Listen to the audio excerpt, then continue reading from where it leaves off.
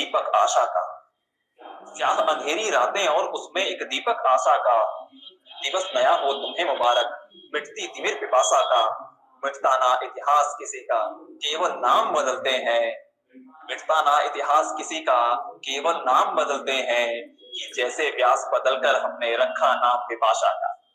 क्या बात। साहित्य प्रेमियों को, साहित्य के सुधीजनों को, कविता प्रेमियों को मेरा नमस्कार। मैं रविशंकर सिंह आप सभी का स्वागत करता हूँ काव्य संध्या कविता के रंग रामदरस मिश्र के संग, जो एक संयुक्त आयोजन है sports economics and marketing web journalism Khalsa college Delhi विश्वविद्यालय एलुमनाइज और स्पोर्ट्स क्रीड़ा। आज जैसा कि 2 जनवरी है, नया साल आ चुका है और 2 जनवरी वैसे भी साहित्य से जुड़े हुए लोगों के लिए, विज्ञान से जुड़े हुए लोगों के लिए बड़ा ही खास हो जाता है, क्योंकि पिछले वर्ष आज ही के दिन चंद्रयान 3 के लिए बातें शुरू हुई और अनुमति मिली और चांद की पहली तस्वीर एक फ्रांसीसी फोटोग्राफर ने आज ही के दिन 1839 में सबके सामने पब्लिश की थी। चांद कवियों का तो वैसे ही पसंदीदा रहा है। ऐसे में हिंदी साहित्य के पुरोधा, हिंदी साहित्य के स्वर्णिम सितारे आदरणीय गुरुवर रामदरस मिश्र जी, जो इस काव्य संध्या की अध्यक्षता कर रहे हैं, सानिध्य कर रहे हैं, मैं अपनी पूरी टीम की ओर से उनका दिल से आभार व्यक्त करता हूं। संचालन की पदभार ओम निश्चल जी के हाथों में है। इसकी संयोजिका है प्रोफेसर स्मिता मिश्रा मैम और बांसुरी पर मंगल ध्वनि प्रस्तुत करते हैं वेद मित्र शुक्ल जी। संचालन की पदभार ओम निश्चल जी के हाथों में सौंपने से पूर्व अपनी एक छोटी सी कविता आप सभी के लिए निवेदित करता हूं कि अंबर में कुंतल जाल एक मैंने देखा, पाताल एक, फूलों के तुलसी माल एक, कैदी पंछी का हाल एक, दोनों आंखों को मूंद मूंद पीते थे पानी बूंद बूंद, दोनों आंखों को मूंद मूंद पीते थे पानी बूंद बूंद, राजा और रानी चले गए, राजा और रानी चले गए, सुनो एक कहानी बूंद बूंद, पानी के झरने का बहना वो आसमान का एक गहना, मैं तुम्हें सुनाता शब्द शब्द, मैं तुम्हें सुनाता उसका था जो मुझसे कहना, मैंने अनवरत लड़े युद्ध उस पर भी दुनिया रही क्रुद्ध, मैंने भी उनसे बात कही ना हो पाऊंगा महामुद्ध, बादल आसमान में काले हैं हम भी थोड़े मतवाले हैं, बन पड़े जो तुमसे कर लेना हम तलवार उठाने वाले हैं, बन पड़े जो तुमसे कर लेना हम तलवार उठाने वाले हैं, थी मौत सामने खड़ी और थी मौत सामने खड़ी और छाया होती थी बड़ी और वह वक्त और था खड़ी और अपनी तलवारें लड़ी और टूटी फिर सांसें उखड़ गई, टूटी फिर सांसें उखड़ गई, सब हवा हवा में बिखर गई,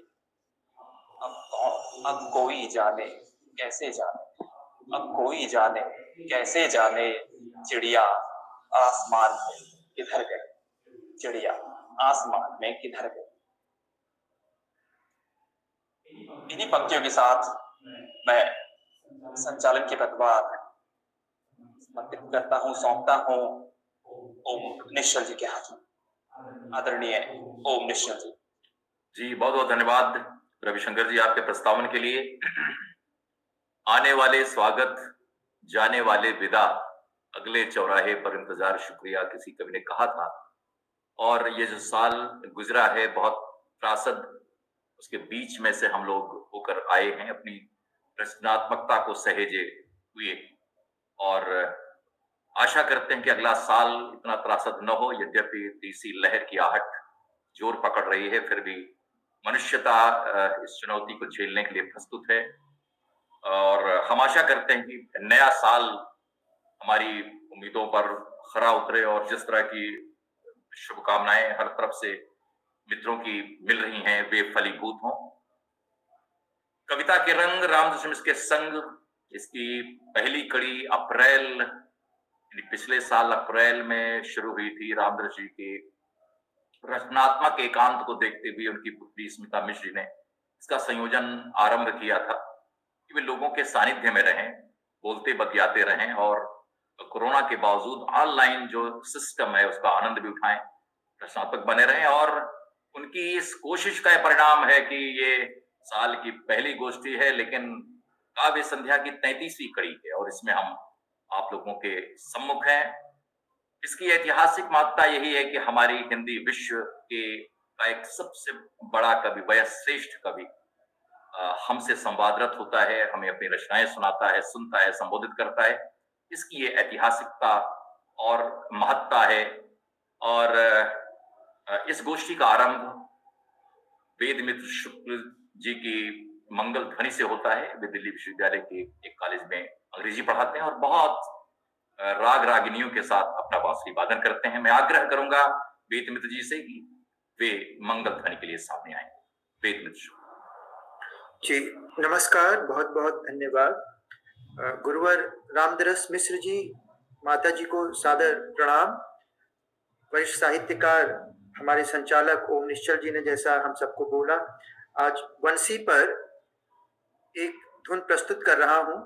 कोई विशेष राग नहीं, क्योंकि एक आशा और उत्साह का अच्छा सा वातावरण है। और हमारे साथ हमारे वरिष्ठ कवि, हम सबके वरिष्ठ साहित्यकार लीलाधर मांडलोई जी हैं, रंजना जी भी हैं, वंदना यतीश जी हैं, विनोद जी हैं, आदरणीय विनोद जी हैं, और आज वेद प्रकाश अमिताभ जी भी मुझे दिख रहे हैं, तो उनको भी नमस्कार करता हूँ। और एक धुन बांसुरी पर प्रस्तुत करने का प्रयास कर रहा हूँ।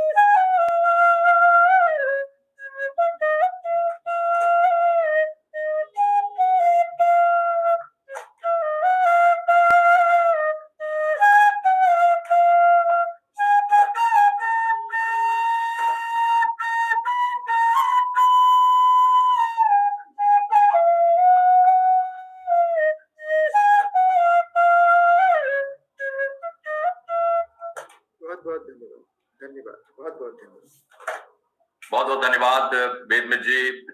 छोटी सी आशा, और इस तरह से आपने बांसुरी के स्वर में आशा का स्वर भी निमज्जित कर दिया है। मुझे शतदल के गीत की पंक्ति याद आ रही, जो होठों और बांसुरी के संतुलन के लिए शायद लिखी गई होगी, कि गंध ने प्यार से छू लिया क्या इन्हें, गंध ने प्यार से छू लिया क्या इन्हें, ये अधर इस जन्म तो हुए बांसुरी। तो बहुत बहुत धन्यवाद आपकी मंगल ध्वनि के लिए। आज का कवि समवाय बहुत ही समृद्ध है, जैसा पहले की गोष्ठियों में भी होता रहा है, और विभिन्न पीढ़ियों के कवि यहाँ पर हैं। लीलाधर मंडलोई जी हमारे समय के जाने माने कवि, आलोचक, गद्यकार, विभिन्न विधाओं में उनकी पैठ है, और इन दिनों पार्वती टेल्स नाम से एक आख्यान लिख रहे हैं, वृत्तांत लिख रहे हैं। उनकी वृत्तांत की जो शैली है वो इतनी कवित्वपूर्ण है। उनकी डायरी में तिथियां नहीं होती, लेकिन एहसास के सारे निशान दर्ज होते हैं उसमें। और कुल मिलाकर उनका जो व्यक्तित्व है वो उनकी कविताओं में जो दिखता है, वो किसी भी कमजोर तबके से लेकर और किसी भी संवेदनशील व्यक्ति के लिए जैसे वो एक आत्मा की खिड़की है। जैसे पीड़ित अंतरात्मा का स्वर, इसकी बात कभी बोध के संदर्भ में की जाती है। तो मुझे लगता है कि मंडलोई जी का पूरा जो कवित्व है वो इस बात का आकलन है कि हमारी मनुष्य जाति में कितने ऐसे लोग हैं जो विभिन्न स्तरों पर पीड़ित हैं, विस्थापित हैं, जो सताए हुए हैं। तो जैसे हमारे समय का एक कवि कहता है कि मेरा पहचान पत्र किसी भी सताए हुए आदमी की जेब में मिल सकता है। तो मंडलोई जी में ऐसी एक चेतना है, एक ऐसी कवि चेतना है, वे हमारे बीच हैं। विनोद पद्रत जी राजस्थान से आते हैं और बहुत ही मार्मिक कविताएं लिखते हैं। उनका चौथा संग्रह अभी हाल ही में आया है संभावना प्रकाशन से, और उन्हें पिछले 2 दशकों से बहुत ही बारीकी से लक्षित किया जा रहा है कि राजस्थान का एक कवि हिंदी की मुख्य धारा में अपनी जगह बनाए हुए है और बहुत ही तेजी से अग्रसर हैं इस दिशा में, और वे हमारे बीच हैं। हमारे बीच में है यतीश कुमार जी, जो मुंगेर बिहार से ताल्लुक रखते हैं, लेकिन इन दिनों कोलकाता में पदस्थ हैं, भारतीय रेलवे के वरिष्ठ अधिकारी हैं। और वहां पर कोलकाता वैसे ही संस्कृति और साहित्य की दृष्टि से बहुत ही समृद्ध नगरी है, लेकिन वहां पहुंचकर भी नीलांबर संस्था के जरिए कोलकाता की साहित्यिक धड़कन को और भी तेजस्विता से भर रहे हैं। वे हमारे बीच हैं। हमारे बीच रंजना मिश्र जी हैं, जो पुणे आकाशवाणी से जुड़ी हैं, जमशेदपुर से ताल्लुक रखती हैं, लेकिन काफी लंबे अरसे से पुणे में हैं, और उनके भीतर संगीत और कलाओं के सानिध्य का जो अनुगुंजन है वो जैसे व्याप्त रहता है। उन्होंने संगीत और ललित कलाओं पर बहुत सारी कविताएं लिखी हैं, सामान्य विषयों के अलावा। और इन दिनों किसी भी युवा कवि का अपने कवि समवाय में अलग जगह बनाना इस बात पर निर्भर करता है कि कविता के फॉर्मेट में जो लगभग एक सा है, उसमें किस शैली, किस भाव विन्यास, किस ध्वन्यात्मकता का वर्ण करते हैं कि वो अपने कथ्य के साथ न्याय करती हुई और हमारे समय का एक जागरूक रोजनामचा भी बन जाए, वो कविता बन जाए। और वास्तव में जो गद्य साधिकता प्रारूप है, उसके भीतर जो कविता की लहरें हैं उठती दिखाई दे। मुझे लगता है रंजना मिश्र इसका ख्याल रखती हैं। तो ऐसे कवि समवाय के बीच इस गोष्ठी की शुरुआत हम जो है वो रंजना मिश्र से करना चाहेंगे, और उनका एक संग्रह भी बहुत जल्दी आने वाला है। उनकी कुछ पंक्तियां मैंने लिख रखी हैं, उससे मैं उनका आह्वान करना चाहता हूं। टुकड़े हैं कि उनमें से कुछ मौन है, कुछ अनजान, उनका मौन और अज्ञान उन्हें देवी बनाता है। उनमें से कुछ मौन है, कुछ अनजान, उनका मौन और अज्ञान उन्हें देवी बनाता है। कुछ और भी हैं पर वे चरित्रहीन हैं, कुछ और भी हैं पर वे चरित्रहीन हैं। हम यहाँ उनकी बात नहीं करेंगे, दुनिया में बस इतनी ही और। तो ये छोटी सी कविता है, वे लंबी कविता की अभ्यासी कवित्री हैं और उसको बहुत सलीके से साधने का जतन करती हैं। मैं रंजना मिश्र जी जो पुणे से हैं उनसे आग्रह करूंगा कि वे रामदर्श जी के सानिध्य में होने वाली इस गोष्ठी में अपनी कविता से इस गोष्ठी का शुभारंभ करें। रंजना मिश्र जी, स्वागत और अभिनंदन। धन्यवाद। सभी वरिष्ठों का आभार और काफी लोगों से मैं परिचित हूँ, कई लोगों के नाम से परिचित हूँ, पर मिलने का सौभाग्य नहीं है।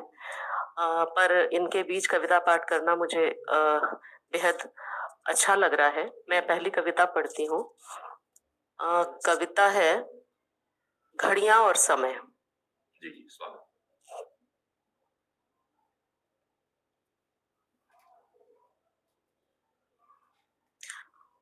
घड़ियां और समय। घड़ियां बातचीत नहीं करती, घड़ियां बातचीत नहीं करती, चुपचाप समय को मापती, वे अपने काम में लगी रहती हैं। चुपचाप समय को मापती वे अपने काम में लगी रहती हैं। हालांकि घड़ियों में बदलता समय समय के बदलने की पहचान नहीं होता। और यह भी सच कि पूरा समय पुराने नासूर की तरह बार बार उभर आता है। एक समय सूरज की धूप थी वे, एक समय सूरज की धूप थी वे, रेत को अपनी डिबिया में उलटती पलटती, रात और दिन का पता देती, समय को नहीं पूछता था कोई उन दिनों। एक समय बाद वह समय बीत गया। आने वाले समय में विजेताओं, बादशाहों और योद्धाओं ने रेगिस्तानी मैदानों और घाटियों में इतनी धूल उड़ाई कि समय की पगडंडियां धुंधली नजर आने लगी। उन्हीं दिनों इंसान ने जाना होगा समय बलवान है और रेत घड़ियों की ओर देखते समय के बदलने का इंतजार किया होगा। समय पर विजय पा लेने की जिद और जिद्दोजहद इतिहास के पन्नों का पुराना प्रेम है। समय पर विजय पा लेने की जिद और जिद्दोजहद इतिहास के पन्नों का पुराना प्रेम है। इसकी जिद से कोई न बच पाया। हालांकि इंसानी बस्तियां हर जिद को नकारती, बार बार युद्ध के मैदानों के बेहद करीब और कभी कभी तो ठीक उन विजेताओं की कब्रों पर उग आती थीं। शहरों के चौक चौराहों, घंटाघरों में लगी विशाल घड़ियां वह समय कभी न तय कर पाई जो इन बस्तियों की उपस्थिति और रुतबे को सही सही आंक सके। वे अक्सर गलत समय बताती रहीं और बाद में कबूतरों ने अपने घर बना लिए उन पर। वह भी कोई समय था जब समय के उदास नब्ज थाम कर किसी शायर ने धीरे से कहा था, एक ब्राह्मण ने कहा है कि यह साल अच्छा है। वह भी कोई समय था जब समय की उदास नब्ज थाम कर किसी शायर ने धीरे से कहा था, एक ब्राह्मण ने कहा है कि यह साल अच्छा है। इन दिनों वह अक्सर याद आता है। इन दिनों वह अक्सर याद आता है, बुझती आंखों से समय को धीमे धीमे ढहते देखा था जिसने।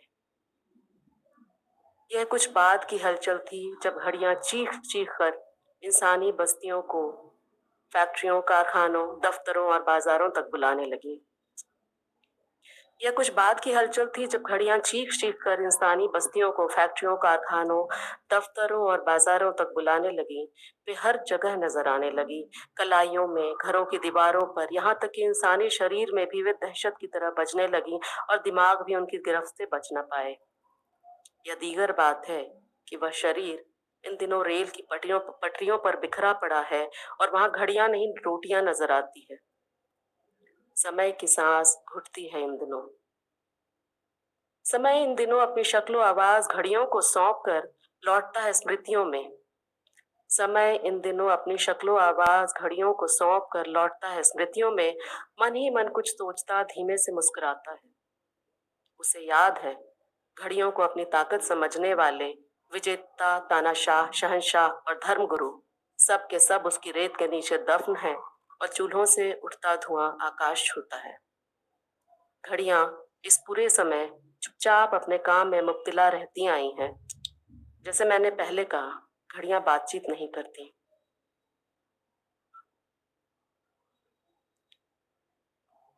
दूसरी कविता है आवाज की चुर्रियां।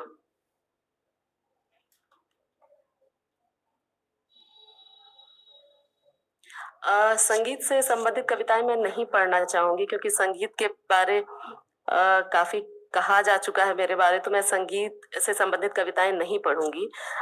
तो मैं नहीं पढ़ रही हूँ आवाज की चुर्रियां, मैं दूसरी कविता पढ़ लेती हूँ। जी जी बिल्कुल। जी, पेड़ों की कविता। जी। पेड़ों पर लिखी जाने वाली सारी कविताएं इंसानों ने लिखी। पेड़ों पर लिखी जाने वाली सारी कविताएं इंसानों ने लिखी। जानवर कविता कहाँ करते हैं। पेड़ों पर लिखी जाने वाली अधिकतर कविताएं कागजों पर लिखी गईं। उसे सुंदर बनाने की कोशिश में खूब सारे अक्षर लिखे, काटे और मिटाए गए।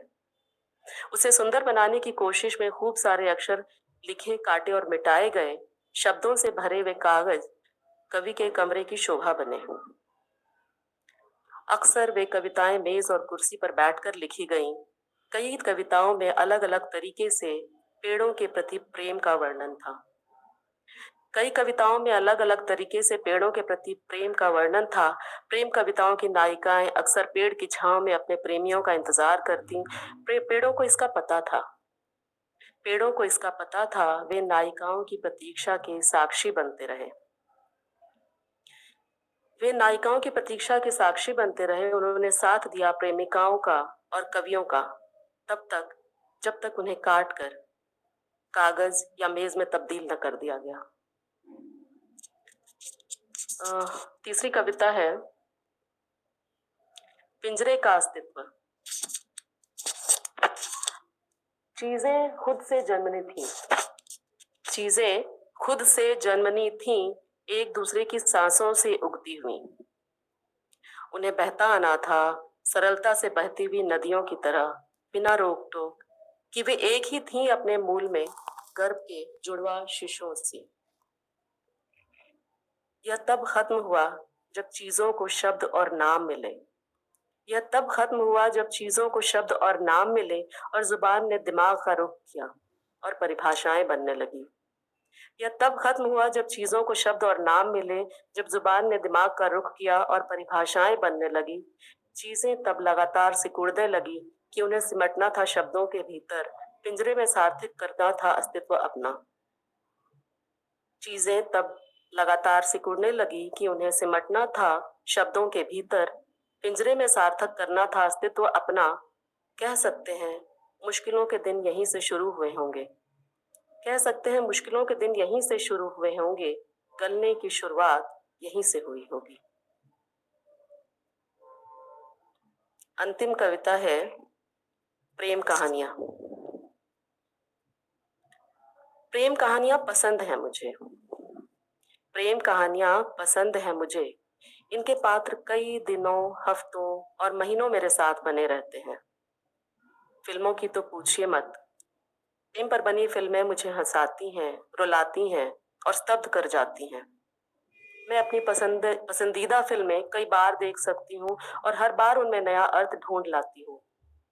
ये भी एक वजह है कि मेरे दोस्त मुझे ताने देते हैं और घर के बच्चे कनखियों से मुझे देख मुस्कुराते हैं।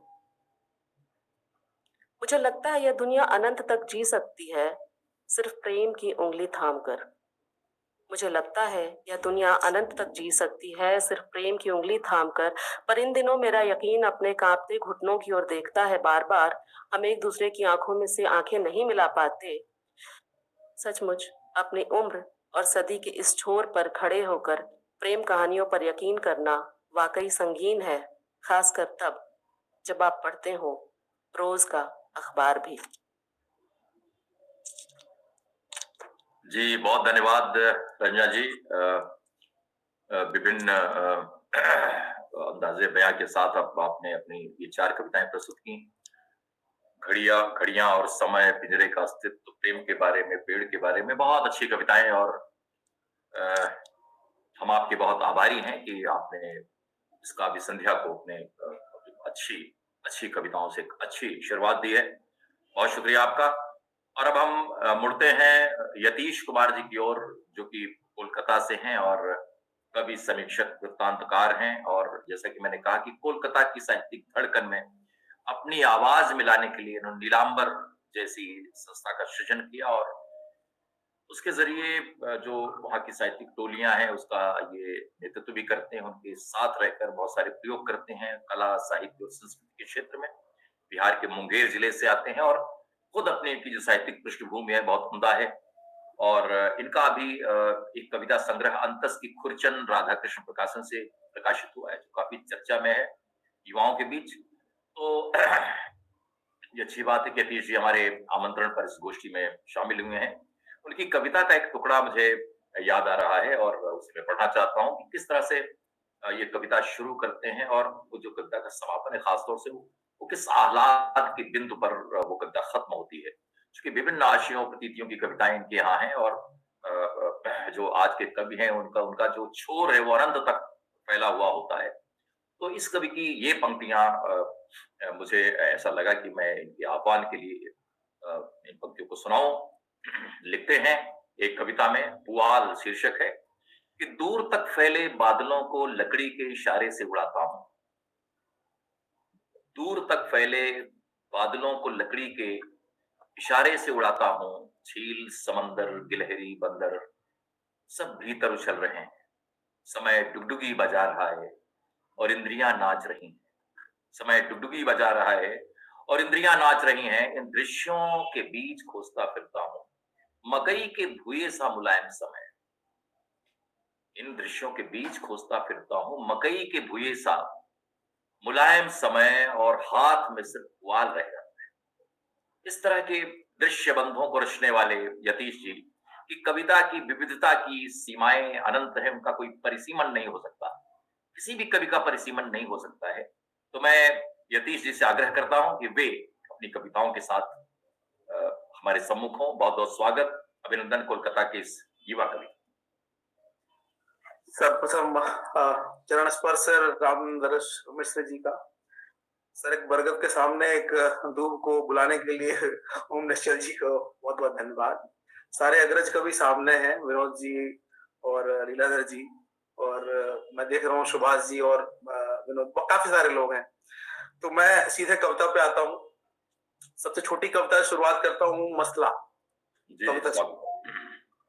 रात हमेशा से 2 तारीखों का मसला है, रात हमेशा से 2 तारीखों का मसला है जो दिन के उजाले में कभी नहीं होते।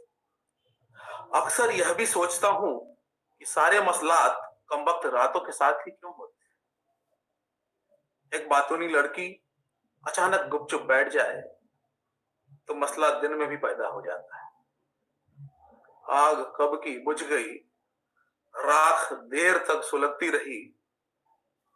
मसला दरअसल एक चुनाव है, तिल तिल जलने और एक बारगी जल जाने के बीच, जबकि मन है कि निरंतर जलता जा रहा है, पूरी तरह से बुझ जाने के सच को खारिज करता हुआ। इस शीर्षक से थोड़ा सा आगे बढ़ता हूं। मेरा जो परवरिश है वो अस्पताल के आसपास हुआ है सर, लखीसराय में। तो अस्पताल की कुछ स्मृतियां ऐसी हैं जिनको मुझे लगा किताब लिखते समय कि वो अगर मैं ना लिखूं तो शायद एक कवि कुछ धोखा कर रहा होगा। तो मैंने ये कविता लिखी, भूल। दानवों ने बजाई दुंदुभी, तारे नदारत और चांद गुम, चारों ओर शैतानी आवाजें, मेरे अवतरित होने का सारा प्रपंच। धड़कन एक, देह एक, और जब काटा तो उलनाल ही नहीं, धड़कन को भी अलग कर दिया। पैर खुलने से पहले ही कट गए, पंख उगने से पहले ही झर गए। 2 के बाद मेरा आना, छाया का परछाई बन जाना, लड़के की चाह में, प्रेम की डाह में, समय से पहले आने की आहट में, न जाने कितने बहाने। होटल के बिस्तर से फिसलती हुई पतली सी स्ट्रिप पर पॉजिटिव बनकर उतर आई और अब कचरे के डब्बे में ठहर ठहर के सांस ले रही है। अंतिम सांस में भी आलोड़ित है प्रश्नों में बिंधी बददुआओं का लच्छा, जो गले को और कसता जा रहा है। रूह में टांके लगे हैं, जख्म के सीवन हरे हैं, मौत पर जलसा सही, छूने को कोई तरसा नहीं। अस्पताल की सारी नालियां जिस अंधे कुएं में मिल रही हैं, वहां हमारा पूरा कुनबा रहता है, बस एक ही सवाल को रिवाइंड करता हुआ कि आखिर क्यों माँ माँ नहीं थी, पिता पिता नहीं थे, और सबसे आसान नुस्खा उन सब ने अपनाया और सबसे सुविधाजनक नाम दिया, भूल। क्या बात, क्या बात, बहुत खूब, बहुत मार्मिक। इस शीर्षक को थोड़ा और आगे बढ़ाता हूं सर, और एक अलग श्रेणी की ओर जाता हूं जिसका शीर्षक है देह, बाजार और रोशनी। देह बाजा और रोशनी शीर्षक के बाद इसके बारे में बताने की कुछ ज्यादा जरूरत नहीं है, लेकिन कविता कुछ कहना चाहती है कि घर के कोने में धूप कुछ धुंधली सी पड़ रही है। घर के कोने में धूप कुछ धुंधली सी पड़ रही है, रंगीन लिबास में मुस्कुराहट नकाब ओढ़े घूम रही है। उस गली में पहुंचते ही वसंत पीले से गुलाबी हो जाता है। उस गली में पहुंचते ही वसंत पीले से गुलाबी हो जाता है। इंद्रधनुषी सतरंगी किरणें उदास एक रंगी हो जाती है। वहां से गुजरती हवा थोड़ी सी नमदार, थोड़ी सी शुष्क, नमक से लदी भारेपन के साथ हर जगह पसर जाती है। हवा में सिर्फ देह का पसीना है। हवा में सिर्फ देह का पसीना है। दर्द और उबासी में घुलती हंसी खूब जोर से ठहाके लगाती है। दर्द और उबासी में घुलती हंसी खूब जोर से ठहाके लगाती है। सब रूप बदल कर मिलते हैं यहाँ। सब क्या बात रूप बदल कर मिलते हैं यहाँ। सिर्फ मिट्टी जानती है बदन पिघलने का सूंधापन। सिर्फ मिट्टी जानती है बदन पिघलने का सूंधापन और बर्दाश्त कर लेती है पसीने की दुर्गंध। यहाँ से कविता थोड़ा सा अपना रूप बदलती है कि मिट्टियों के ढूंढ पर बालू से घर बनाता है एक 8 साल का बच्चा, और ठीक उसी समय एक 12 साल की लड़की कुछ अश्लील पन्ने को फाड़ती है और लिखती है आजादी के गीत, क्योंकि 15 अगस्त को बीते अभी कुछ ही दिन हुए। बहुत खूब, बहुत खूब। यहाँ से सर मैं थोड़ा सा क्लेवर चेंज करता हूँ और प्रेम कविता की ओर बढ़ता हूँ। बिल्कुल बिल्कुल, आज के लिए काफी मांग में है। शीर्षक है हम तुम। बहुत सरल कविता है हम तुम।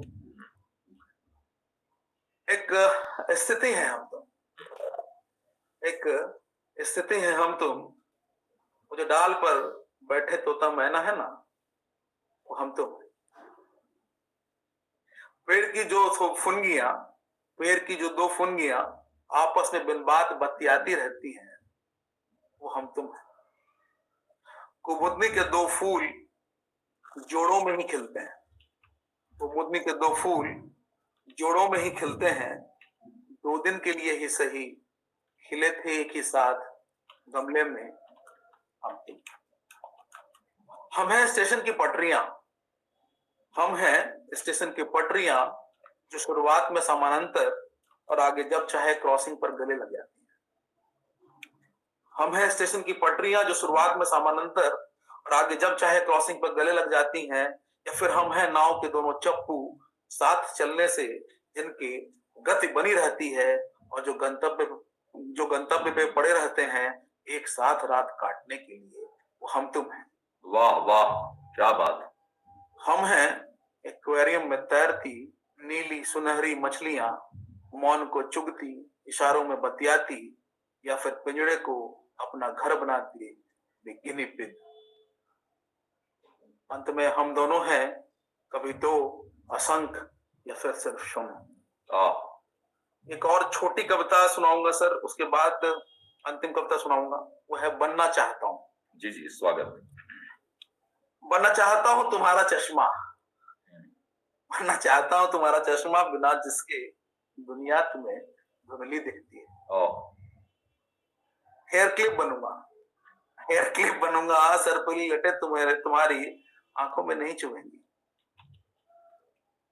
बन जाऊंगा तुम्हारा दुपट्टा, बन जाऊंगा तुम्हारा दुपट्टा, जब चाहे सर ढक लो, जब चाहे आसमान।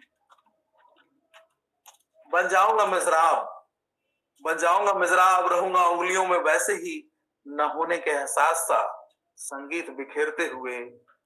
दरअसल समय की असमय लहरों के बीच तुम्हारी मुस्कान वाकाट शकुन है, जिसकी बस एक नजर सारे बेइरादे बुहार देती। और अंतिम कविता सर, मैं कुछ गद्य पे कविता ही करता हूँ जैसा विदित है। तो मैंने मानू नहीं देखा, स्वदेश दीपक हमारे प्रिय लेखक जिनका संस्मरण है, उसकी लंबी कविता का छोटा सा अंश, अंतिम अंश सुनाने की कोशिश कर रहा हूँ। जी जी, स्वागत। मैं देखता रहा एक एक कर मेरी इंद्रियों की मृत्यु हो रही है। मैं देखता रहा एक एक कर मेरी इंद्रियों की मृत्यु हो रही है। मुझे बताया गया खंडित मूर्तियों की पूजा नहीं होती, मुझे लगा मेरे अंदर एक और पुल टूट गया। घर के बर्तन खनखनाने लगे और माँ की एक बात याद आ गई, एक चुप 100 सुख, मैं 7 सावन चुप रहा। दरवेश और रोगी की एक ही दशा है। दरवेश और रोगी की एक ही दशा है, दोनों रह रह कर अल्लाह और भगवान को याद करते हैं। मैं दोनों बना पर याद में ईश्वर नहीं दिखे। मैं दोनों बना पर याद में ईश्वर नहीं दिखे। मैंने अपने फ्रेम से तस्वीर निकाल ली, अब बिना तस्वीर के खाली फ्रेम हूं मैं। लिबास नया है, उदासी वही पुरानी। मैं वो पहाड़ हूं जिसमें बारूदी सुरंगें रह रह कर फटती हैं। उजाड़ बढ़ता है इंच दर इंच, वो बांस का टुकड़ा बन गया हूं जिसे ध्वजा फहराने का इंतजार है। और मैं वो ध्वज हूं जिससे अभी अभी पताका उतार ली गई है। और मैं फूल की तरह चुपचाप सूख रहा हूं। सरपीली टुस्सियों को पकड़ने अंधे कुएं में गिरा। सरपीली टुस्सियों को पकड़ने अंधेरे कुएं में गिरा। अब रस्सियों को सहारे पहाड़ चढ़ रहा हूं। बहुत ताकतवर है उम्मीद की रस्सी, बहुत ताकतवर है उम्मीद की रस्सी, प्राण निकलने तक बांधे रखती है। कोई मेरा वसंत चुराने आया, कोई मेरा वसंत चुराने आया। मैंने वसंत को झोले में रख लिया। कोई मेरा वसंत चुराने आया, मैंने वसंत को झोले में रख लिया। जिसकी निगहबानी करने आकाश का एक नीला टुकड़ा मेरे कमरे में रहता है। खिड़की से झांकता हूं तो चांद के चलने की आवाजें आती है। अब मेरा मन करता है चांद के साथ बेआवाज चलूं। मैंने आकाश तक जाने वाला झूला बनाया। इस झूले के ऊपर एक नेम प्लेट लगाया, मुक्ति। चंदन से मृत्यु और मुक्ति लिख पानी में घोल पी गया। अब मैं रूठने और नाराज होने की बीच की स्थिति बन गया हूं। इस यात्रा में कई बार रोशनदान, खिड़की और फिर दरवाजा बनता रहा। प्रेम खिड़की से अंदर आता है और दरवाजे से बाहर जाता है। प्रेम और युद्ध के तरीके एक जैसे, जो हारे वह युद्ध बंदी। मैंने न प्रेम किया न युद्ध, पर बन गया बंदी। कविता अंतिम ओर है। यह भी जाना कि बुद्ध के रास्ते में कर्ण कवच मिलते हैं और फिर शब्दों के तीर नहीं। मैं पैदल चलता गया। मैं तुम तक पहुंचना चाहता था, पर मुझे बताया गया कि जो पैदल चलते हैं वो कहीं नहीं पहुंचते। अब मैं कान बनना चाहता हूं ताकि शब्दों को अर्थों में बदल सकूं। चाहता हूं शक्ति और सब्र दोनों एक साथ रहें। मेरे पैरहन बनकर मैं उसे ओढ़कर दोबारा विश्व जीतने चल दूंगा। और यूं अब मैं अपना अनुवाद होने से बच गया। बहुत बहुत शुक्रिया। बहुत बहुत धन्यवाद। और अब मैं अपना अनुवाद होने से बच गया। बहुत ही अच्छी कविता ने सुनकर लगा कि कवि की चाहतें भी कितनी अबूझ होती हैं, और ये भी कि ये कविता और जीवन के आत्म संघर्ष से कितना वाबस्ता है। कविता जिस तरह से रंजना मिश्र जी से चलकर आज की इस कड़ी में यतीश कुमार जी तक पहुंची है, वो धीरे धीरे सघन हो रही है, जैसे स्याही और सघन हो रही हो। और यही बिंदु है जब मैं विनोद पद्रज जी से मुखातिब हो सकता हूँ। राजस्थान के सवाई माधोपुर से ताल्लुक रखते हैं और जयपुर में रहते हैं। कोई तो रंग है अगन, जल, देश, और अभी हाल में इनकी एक पुस्तकाई है कविता की, आवाज अलग अलग है। ऐसे संग्रहों के कवि हैं, बहुत ही स्थिर होकर लिखते हैं, किसी आंदोलन के वशीभूत न होते हुए भी अपना इनका जो कवि आंदोलन करता है राजस्थान की जमीन को लेकर, उसके यथार्थ को लेकर, छोटे छोटे विषयों को लेकर, संबंधों को लेकर, रिश्तेदारियों को लेकर, स्त्रियों को लेकर, वो हमें बहुत ही एक तरह से विचलित करता है। और राजस्थान के जीवन यथार्थ से वाबस्ता और कवि भी हैं, ऋतुराज हैं, हेमंत शेष हैं, एक नया कवि प्रभात है, बहुत सारे लोग हैं और अच्छा लिख रहे हैं। लेकिन विनोद जी को पढ़ते हुए लगता है कि इनके भीतर, जैसा कि इनकी एक पंक्ति है जो मुझे बहुत अच्छी लगी, ये पूछते हैं एक कविता में, किन रस्तों की धूल है तुम्हारे पाँव में। तो जैसे लगता है कि धूल जो है वो आज के जीवन का ऐसा एक सूचकांक है कि बिना धूल को समझे हुए हम इस देश के यथार्थ को नहीं समझ सकते। तो ये जो राजस्थान की लोक भाषा का पराग भी इनकी कविताओं में धीरे धीरे चलता हुआ दिखाई देता है, और बहुत ही सहज रूप से ये किस्सा गोई के अंदाज में कविताएं लिखते हैं, और जिस बिंदु पर छोड़ते हैं आपको लगेगा कि कहां से ये आदमी उस कचोट को अभिव्यक्ति दे रहा है। और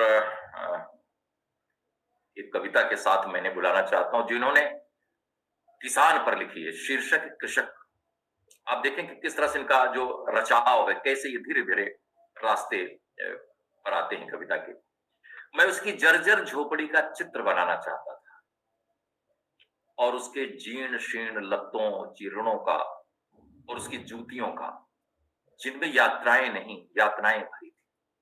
मैं उसकी जर्जर झोपड़ी का चित्र बनाना चाहता था, और उसके जीर्ण शीर्ण लत्तों चीर्णों का, और उसकी जूतियों का, जिनमें यात्राएं नहीं यातनाएं भरी थी, और उसके चेहरे का, जो उसकी झोपड़ी लत्तों जूतियों का कोलाज था।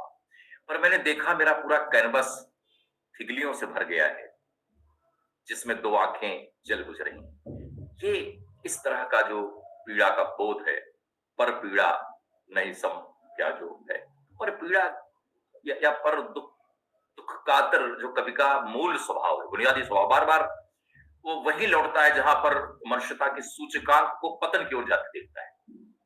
तो मैं विनोद पद्रज जी से, जो कि हमारे समय के बहुत ही महत्वपूर्ण कवि हैं, निरंतर उस धारा में अग्रसर हो रहे हैं जिस धारा के कवियों से हम उम्मीद करते हैं कि कविता को उन रंगों से भरेंगे जो आज के बहुत ही सर्वमान्य प्रचलित रंगों से अलग हो सकती है, और उस कविता में इनकी अलग पहचान बन रही है और बनेगी। इस आशा और उम्मीद के साथ मैं विनोद जी को आग्रह करता हूं कि वे अपनी कविताएं सुनाएं। विनोद पद्रज जी। जी, मैं सबसे पहले तो आदरणीय मिश्र जी को अपना प्रणाम कहता हूं, और ऐसा संयोग जुटाने के लिए, अवसर जुटाने के लिए ओम जी आपका आभार।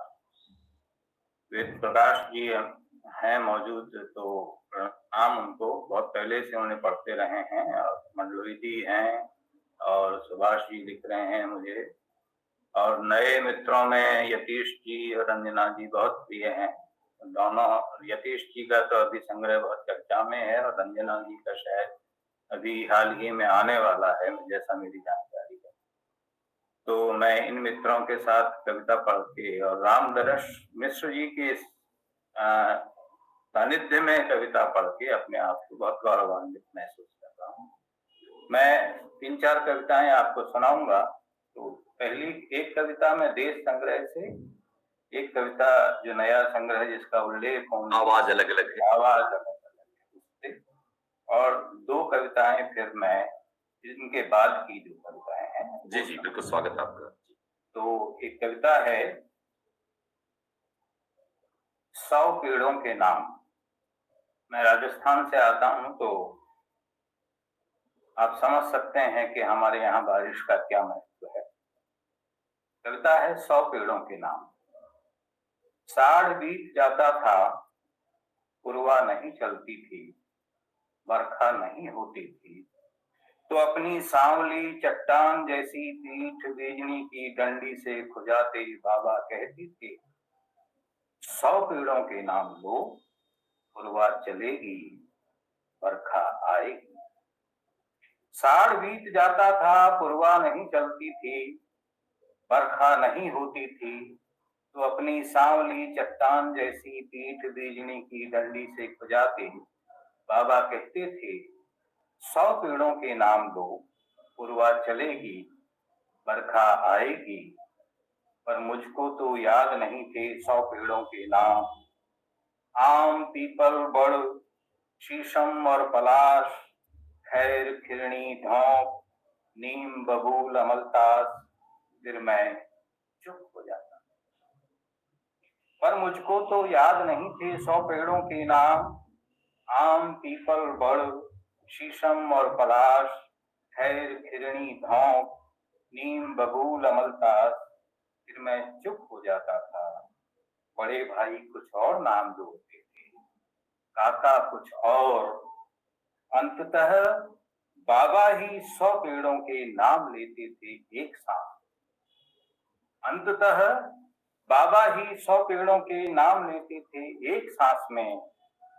पूर्वा चलने लगती थी, मेघ घुमड़ आते थे, बरखा होने लगती थी अटाटूट, ताल तलैया भर जाते थे, खेत तरबतर हो जाते थे।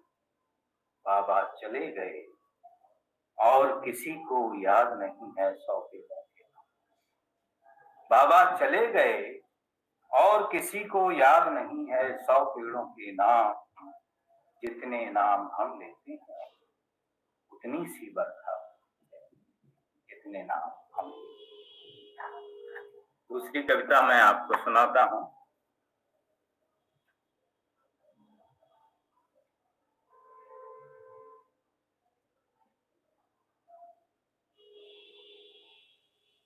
मेरे ख्याल से आदरणीय मिश्र जी के साथ माता जी भी सुन रही होंगी। जी जी जी बिल्कुल सुन रही है वे। जी, तो एक कविता है माँ और पिता।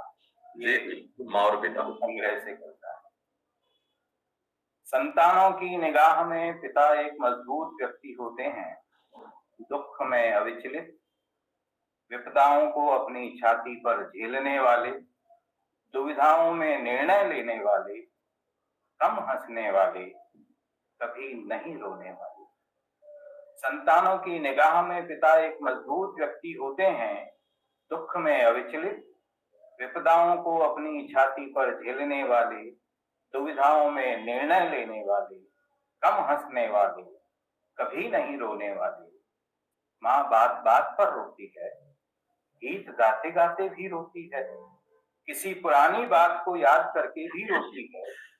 बहन की शादी को 25 बरस हुए, उसे विदा करते हुए आज भी रोती है।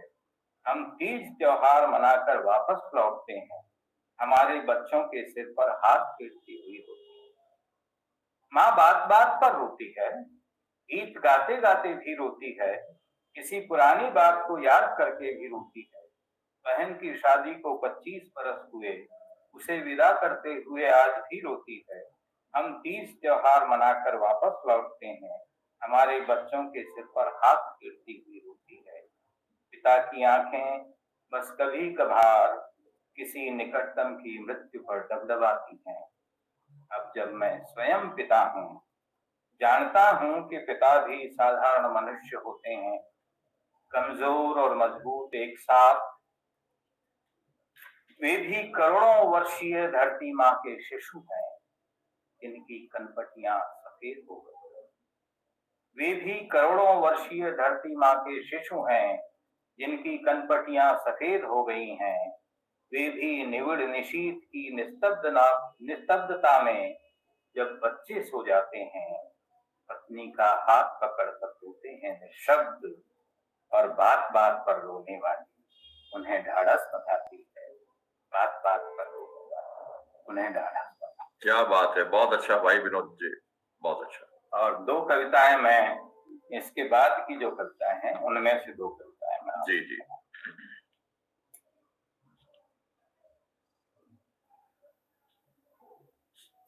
एक कविता है माँ।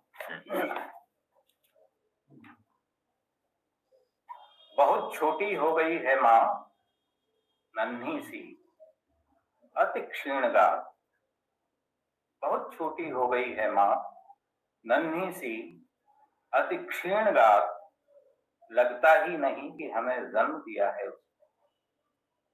दिन भर बिस्तर पर बैठी या लेटी रहती है, कितना कम खाती है, फुल 1 रोटी, आधी सुबह आधी शाम।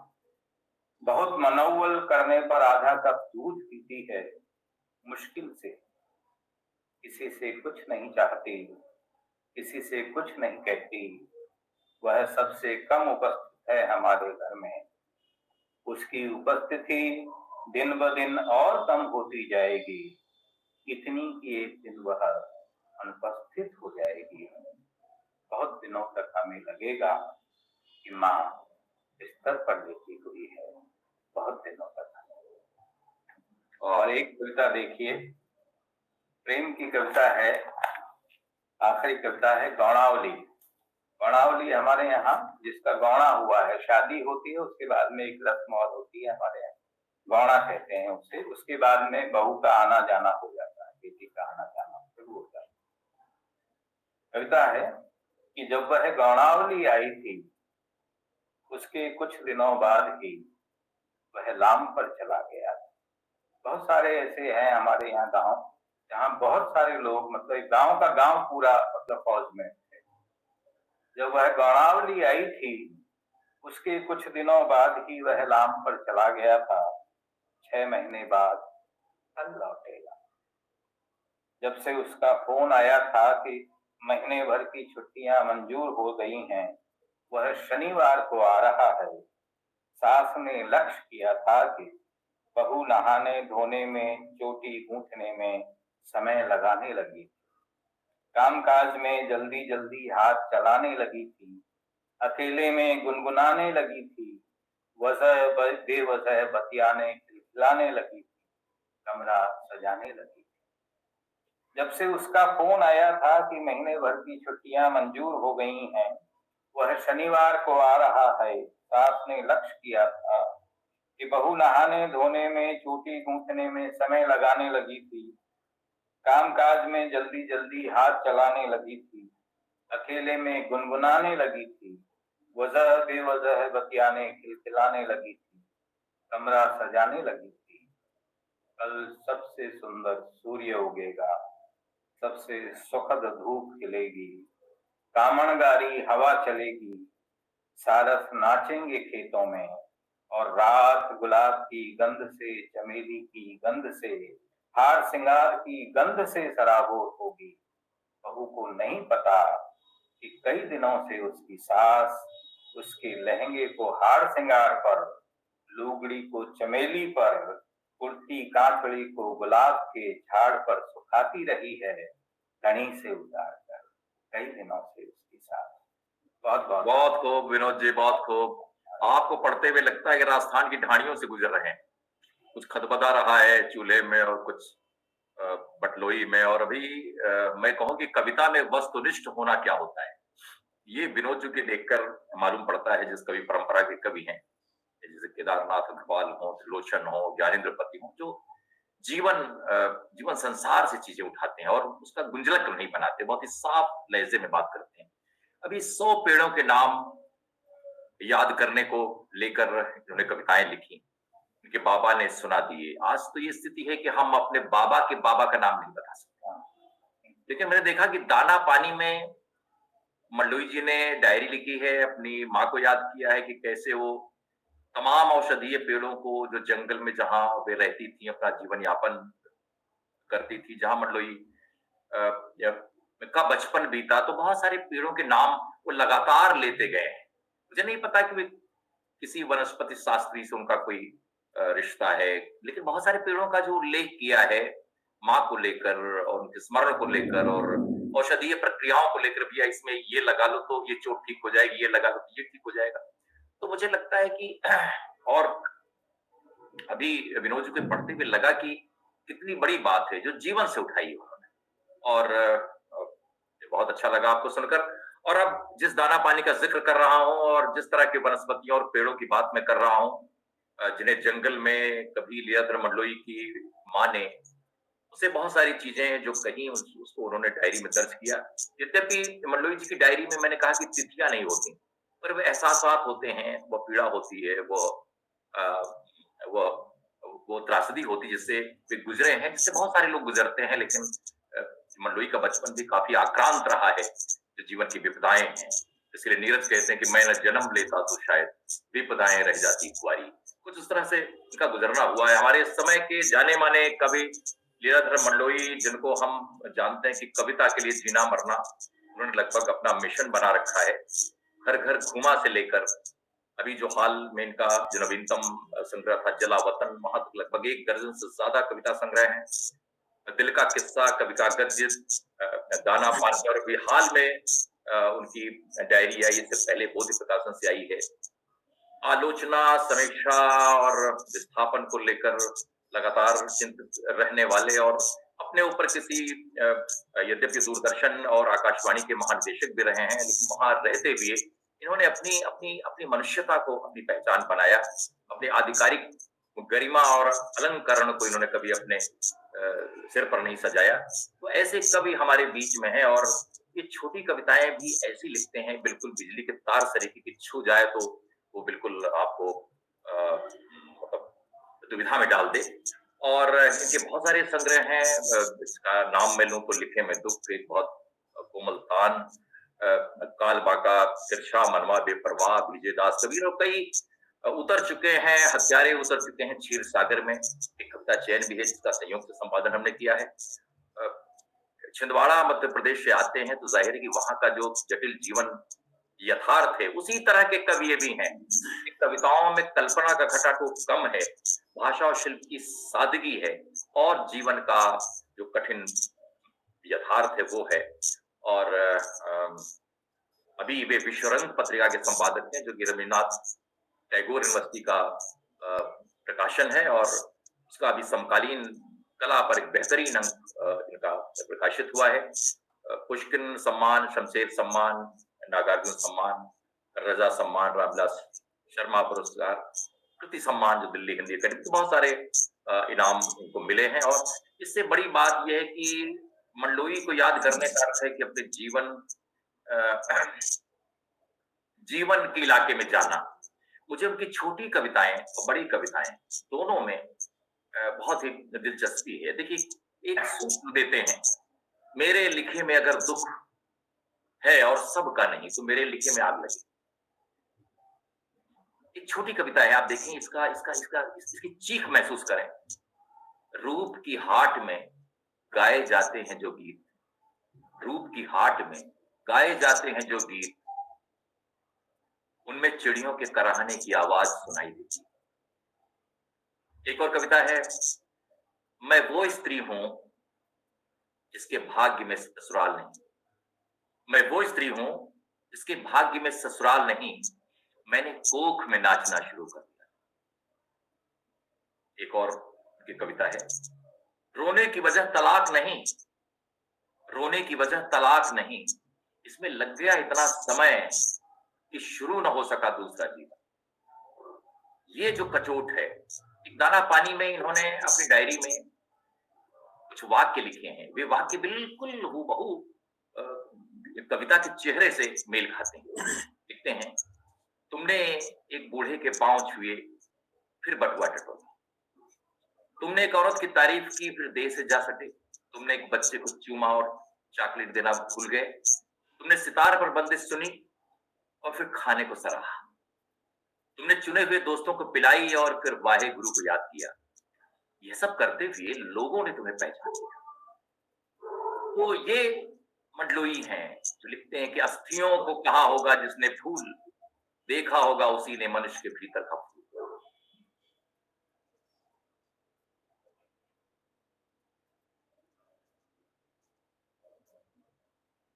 और इनकी पहचान जिसकी एक और छोटी कविता में मिलती है।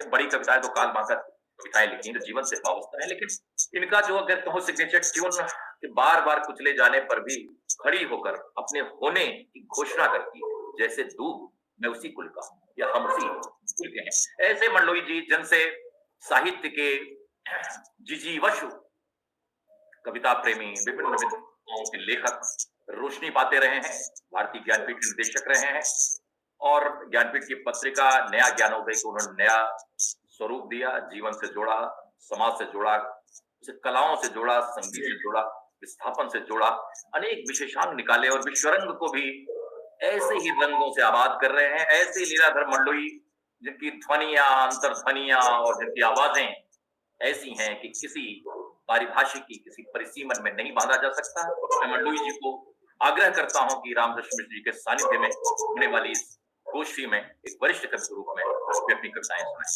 स्वागत और अभिनंदन। नमस्कार आदरणीय मिश्र जी और माता जी, आपकी छाह में कविता सुनाने का और मैं ये बताना चाहता हूँ कि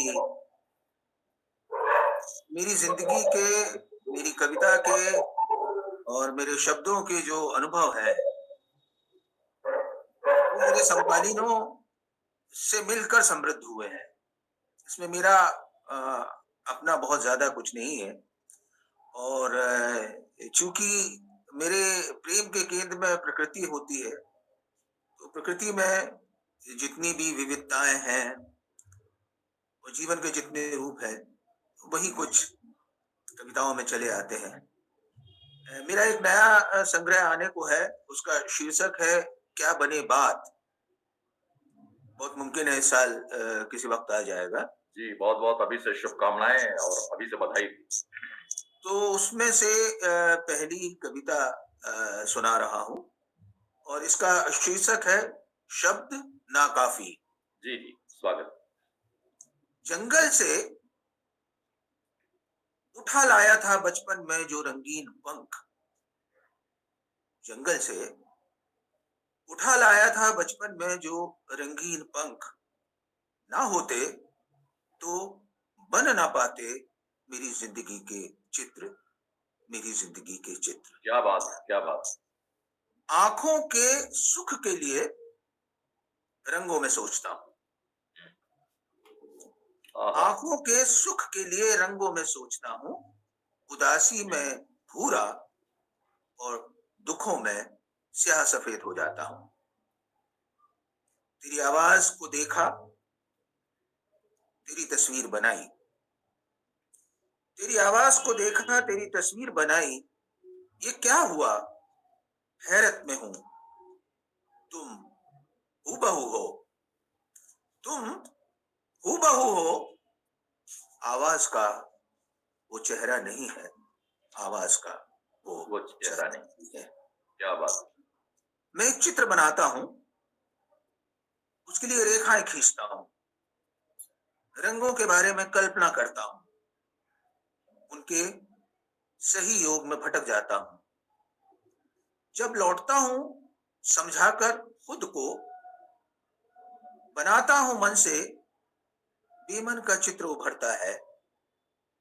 जैसे तुम कविता में आ गए थे, जैसे तुम कविता में आ गए थे वैसे नहीं हो इसमें।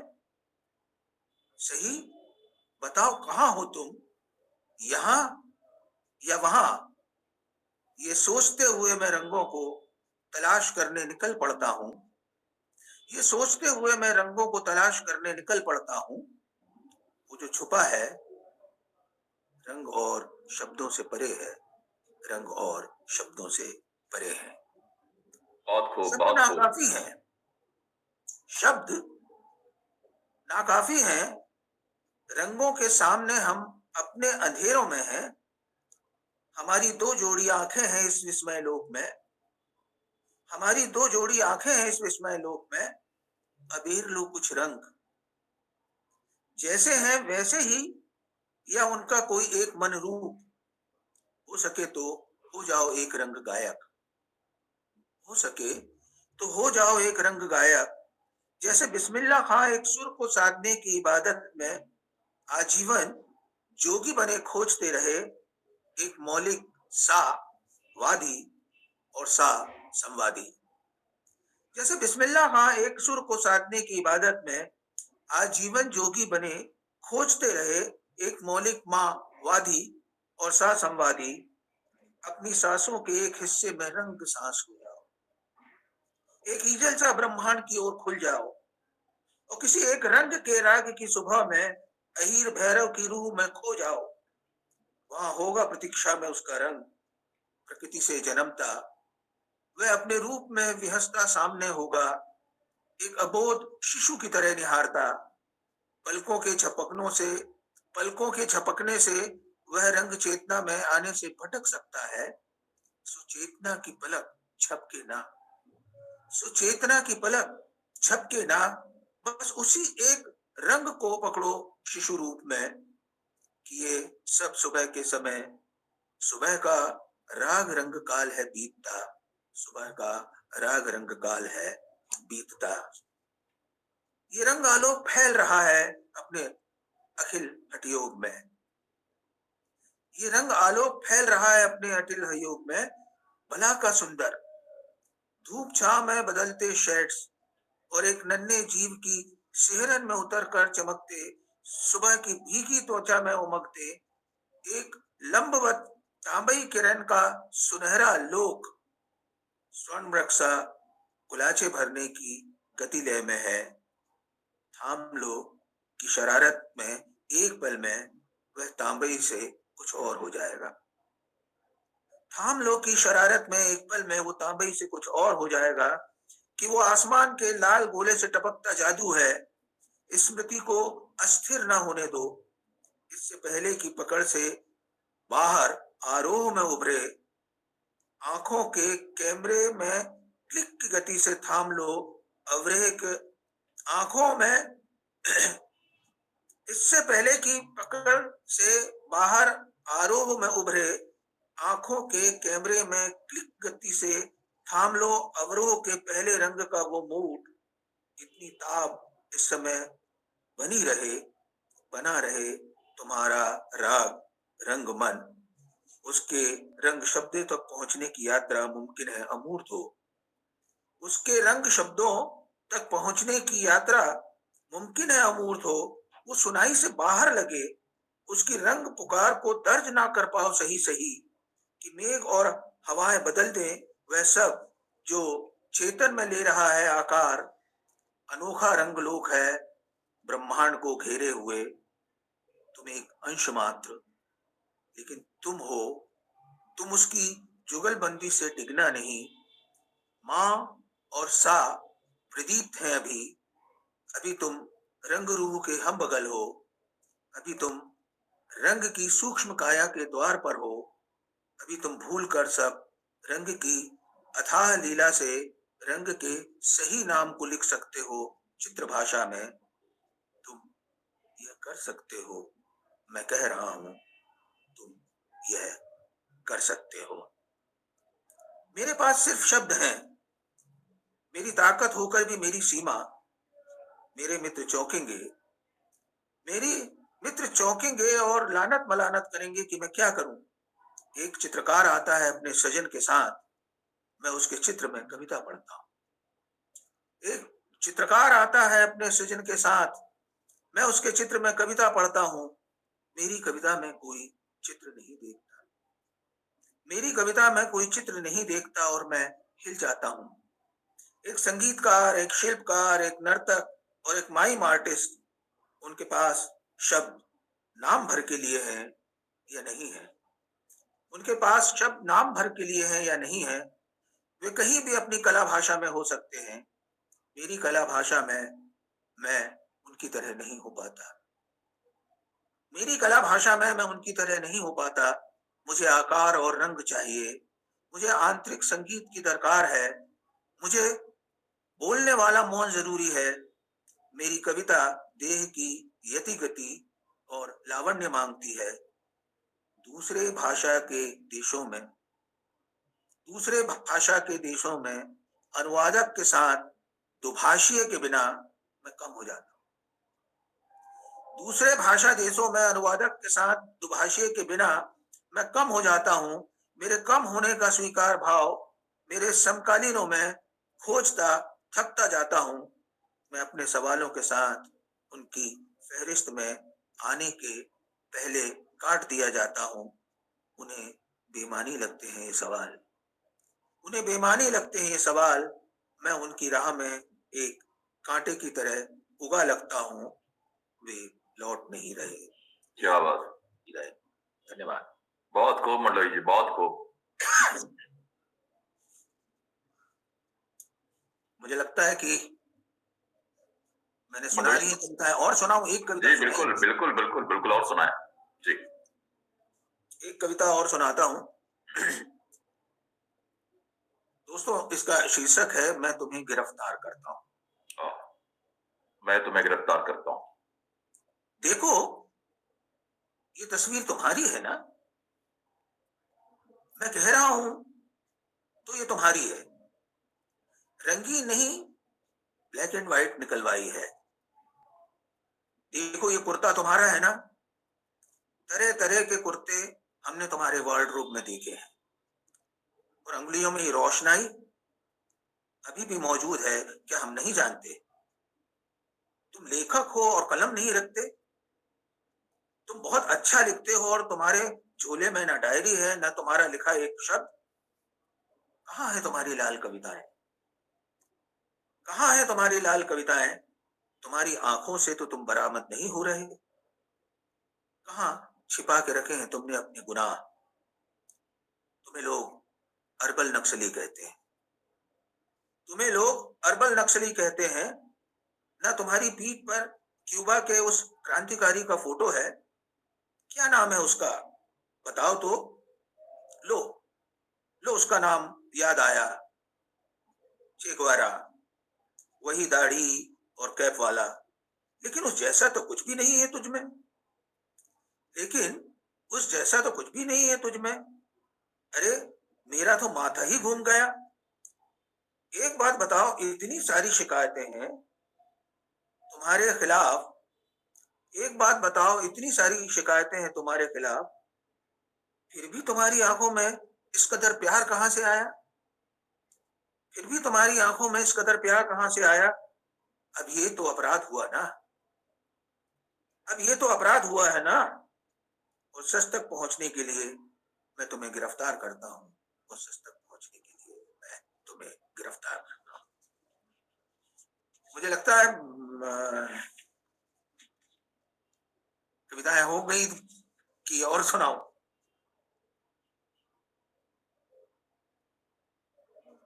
एक और कविता सुनाए मंडलोई जी, एक और कविता सुनाए।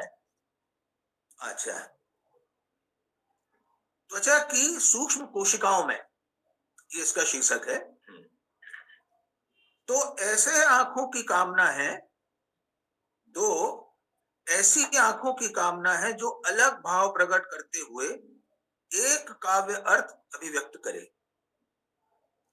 दो ऐसी आंखों की कामना है जो अलग भाव प्रकट करते हुए एक काव्य अर्थ अभिव्यक्त करे। एक में जमाने के दुखों की सच्ची करुणा, और दूसरी में अपने पर हंस लेने के साथ लड़ाई का साहस। मेरी समय की कविताओं में दो आंखों का भ्रम है, मेरे समय की कविताओं में दो आंखों का भ्रम है। एक काम करती है, दूसरी भाव शून्य बनी रहती है। एक काम करती है, दूसरी भाव शून्य बनी रहती है। त्वचा की सूक्ष्म कोशिकाओं में जो बसा है प्यार, वो जीवन के उत्स से साथ है। मैं पार करके आया हूं अनगिनत जन्मों को, और ये जो त्वचा ऊपरी है, भीतर के उन भावों से जुड़ी है जो सदियों के बदलते समय में नहीं बदली। इस जन्म में भी वही है, और जो अति सूक्ष्म संवेदना है, मैं वहीं से जुड़ा हूं जन्म जन्मांतर से। मुझे अनुभव करो, मुझे अनुभव करो, जैसे कर रही हैं इंद्रियां, जैसे कर रही हैं इंद्रियां। धन्यवाद। बहुत अच्छा लगा मंडलोई जी, आपकी कविताओं में जो नई खुशबुएं शामिल हो रही हैं, नया रंग इजाद हो रहा है। और हमारे मित्रों को पता है कि मंडलोई जी का चित्रकारिता से भी बहुत ही गहन रिश्ता है, और रोज बरोज कोई नया चित्र, कोई नई चीज ये कलाकृति बनाते हैं, और कलाओं के प्रति इनका अध्ययन, इनकी संलग्नता इधर काफी बहुत ही गहरे भाव से जुड़ी हुई है। और ऐसे समय में इस गोष्ठी में मंडलोई जी की कविताएं काफी हमको ऊर्जा प्रदान करती हैं। हमारे समय का जो सच है, जो हमारे जीवन की दुश्वारियां हैं, उसको कैसे बहुत ही कलात्मक तरीके से व्यक्त करते हैं अपनी कविताओं में।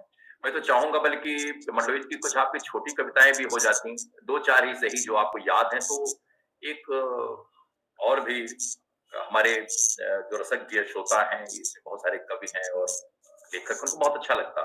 मैं चाहूंगा कि कुछ याददाश्त में हो तो कुछ छोटी कविताएं। छोटी छोटी कविताएं सुनाता हूं, लेकिन नहीं समझ लीजिए। वो सीता वाली कविता जो है वो। अच्छा, तो याद करता हूँ। अच्छा, सुनाता हूँ जी। जो एक कविता है। मिथिला में नहीं खुदाई ब्याहते। में जी। खुदाई में न माया मिली न राम। हाँ, खुदाई में। खुदाई में न माया मिली न राम, मिला एक स्त्री का कंकाल राम के जमाने का। हाँ। मिला एक स्त्री का कंकाल राम के जमाने का, जिसका किसी रपट में कोई उल्लेख नहीं, जिसका किसी रपट में कोई उल्लेख नहीं। दूसरी कविता है, अब आपने ऐसी मुसीबत डाल दी। दूसरी एक छोटी सी कविता है कि नहीं नहीं नहीं नहीं, सांप के काटने से नहीं हुई ये देह नीली। वाह। नहीं नहीं, सांप के काटने से नहीं हुई ये देह नीली। कल रात मैं अपने दोस्त के साथ था। मैं अपने दोस्त के साथ था। जो बैंक के कर्ज से आत्महत्या कर लेने वाली कविता है, वो की छोटी कविता बड़ी प्रहारक कविता है। देखिए, अचानक तो याद नहीं आएगी ना। दूसरी कविताएं याद आ जाएंगी, ये नहीं आएगी। दूसरी कविताएं जो जो जहां जहां से याद आ रहा हो अशार की तरह वो सुनाए। उसे पोटली ना कहें, उसे पोटली ना कहें, ना असबाब सर पर, वे सब अपना अपना सलीब उठाए, ना तमाम सफर में है, ना तमाम सफर में है।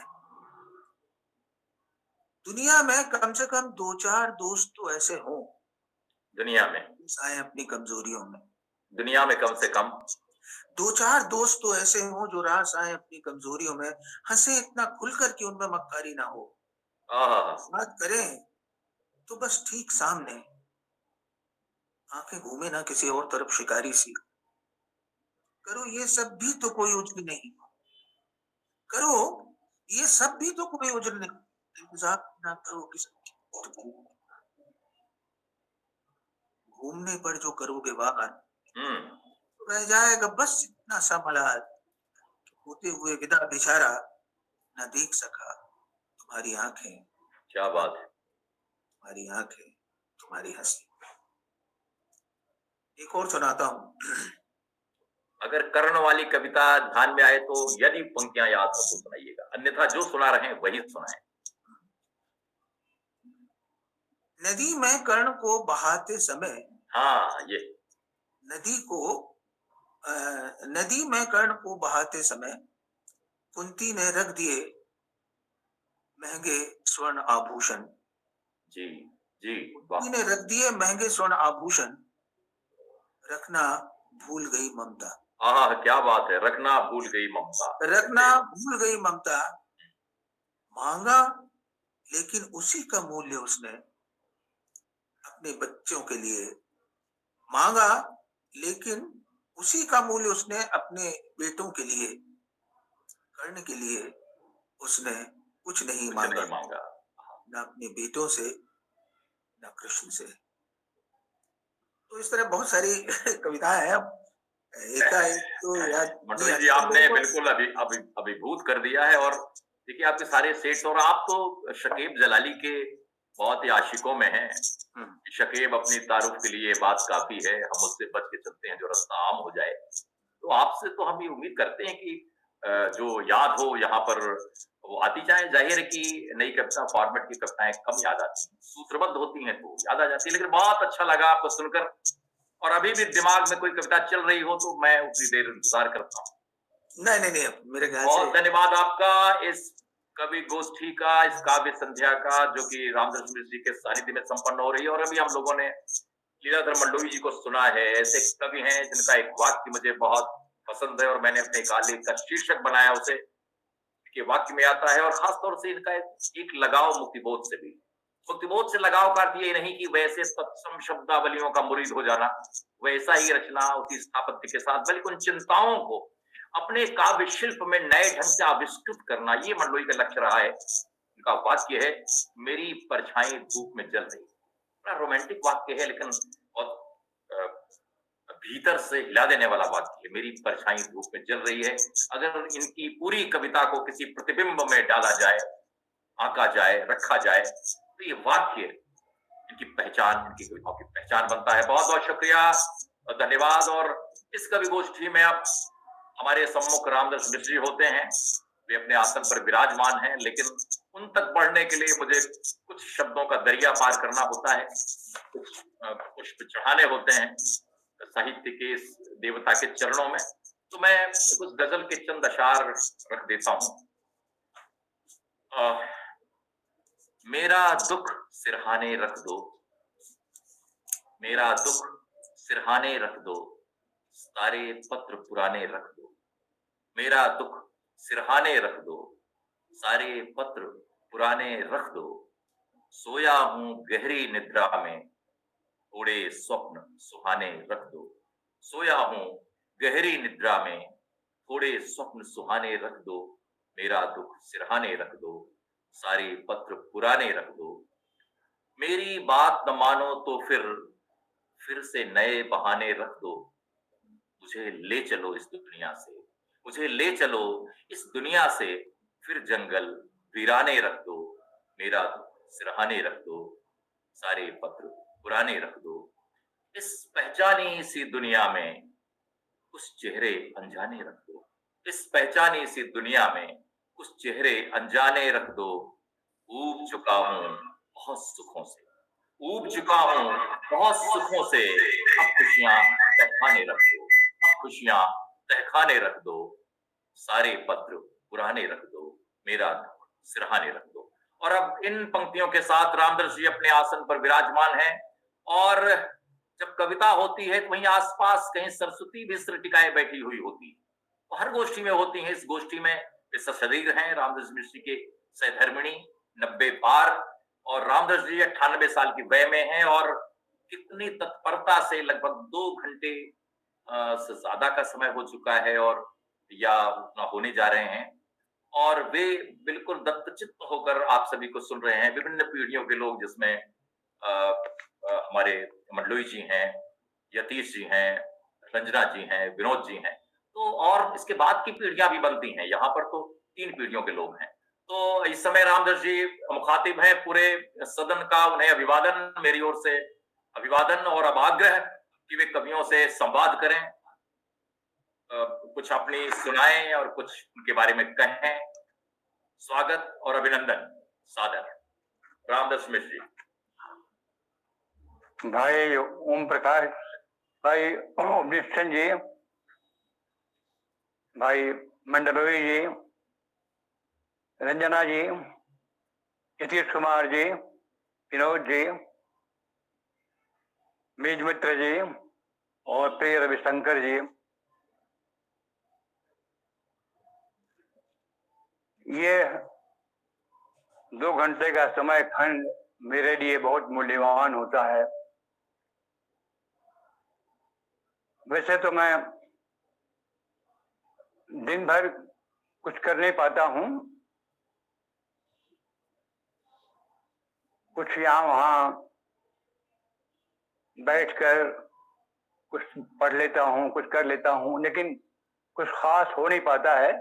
लेकिन रविवार की शाम को ये 2 घंटे मेरे लिए बड़े मूल्यवान होते हैं, इसलिए कि मेरे परिचित और अपरिचित अनेक कवियों से मेरी मुलाकात होती है, उनका सानिध्य प्राप्त होता है। और भाई ओम निष्ठर के माध्यम से खास तौर से उनके बारे में, उनके समस्त साहित्य के बारे में मुझे कुछ ज्ञान प्राप्त होता है। भाई मंडलोई जी से तो मेरा पुराना परिचय है। मुझे याद है एक बार हम दूरदर्शन गए हुए थे और मेरे साथ ओम जी भी थे। तो उन्होंने कहा चलिए मिलते मनोहरी जी से। मनोहरी जी उन दिनों दूरदर्शन में ही थे, तो पहली मुलाकात मेरी उनसे वहां हुई थी। उसके बाद तो बड़े कवि हैं, उनकी कविताओं से गुजरता रहा और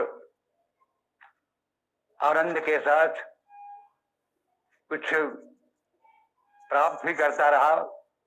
उनकी कविताओं की जो मौलिकता है, जो संवेदनशीलता है, जो अनुभव प्रवणता है और जो वैविध्य है, उससे मैं ही नहीं सारा हिंदी जगत लाभान्वित होता है। तो आज उनको देख रहा हूँ, सामने देख रहा हूँ, उनका प्यार पा रहा हूँ, ये मेरे लिए बहुत ही मूल्यवान चीज है। और जो 3 कवि हैं,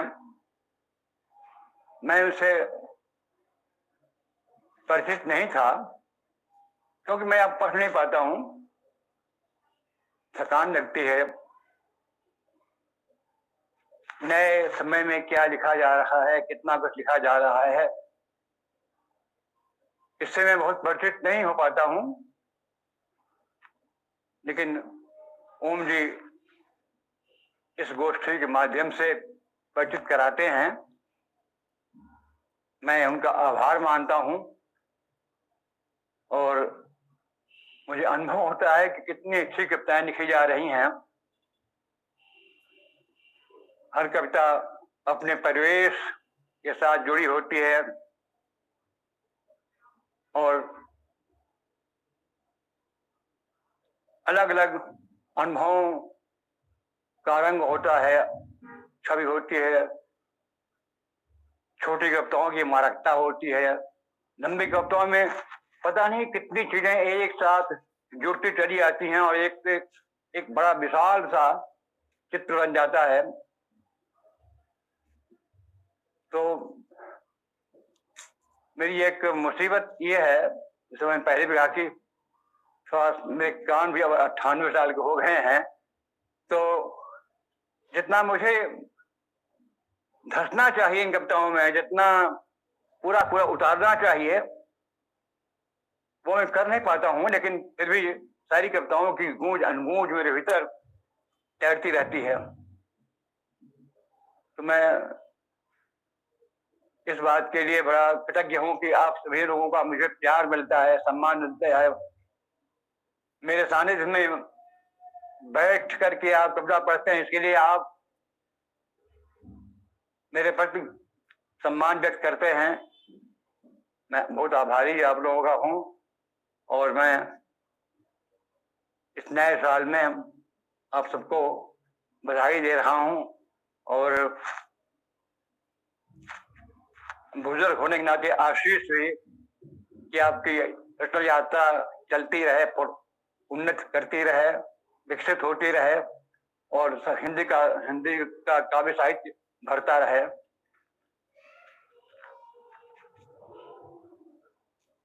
मनोहरी जी खाली कवि नहीं हैं, गद्यकार भी हैं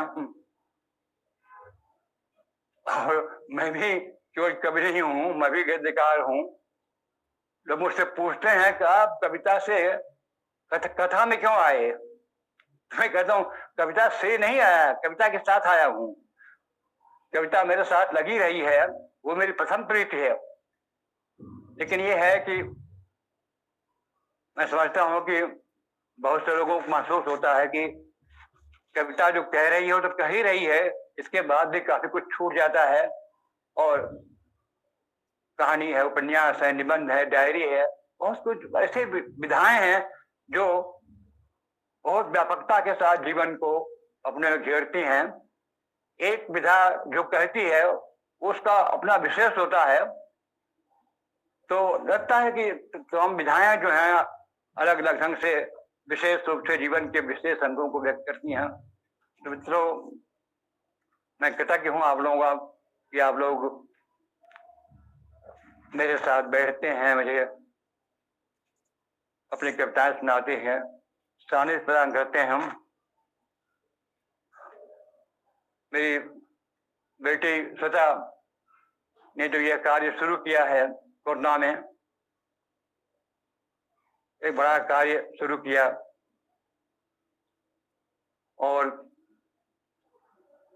कोरोना के सन्नाटे में यह एक गूंज है, यह एक संगीत है, चलता रहता है।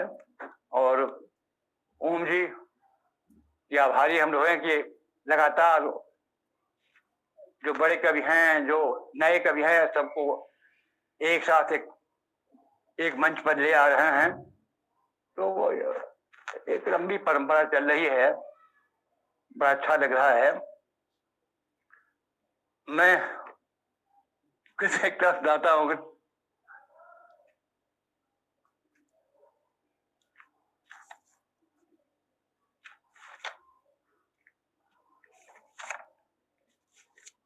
धूप और मैं,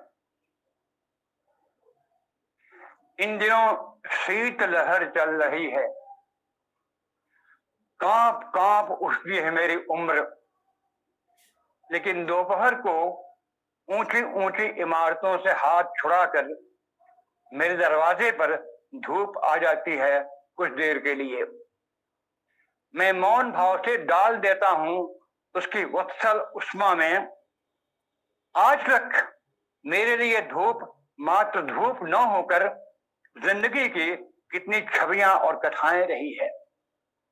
आज तक मेरे लिए धूप मात्र धूप न होकर जिंदगी की कितनी छवियां और कथाएं रही है, और उतरती रही है मेरी विविध रचनाओं में, और मैं उससे मौन भाव से बतियाता रहा हूं।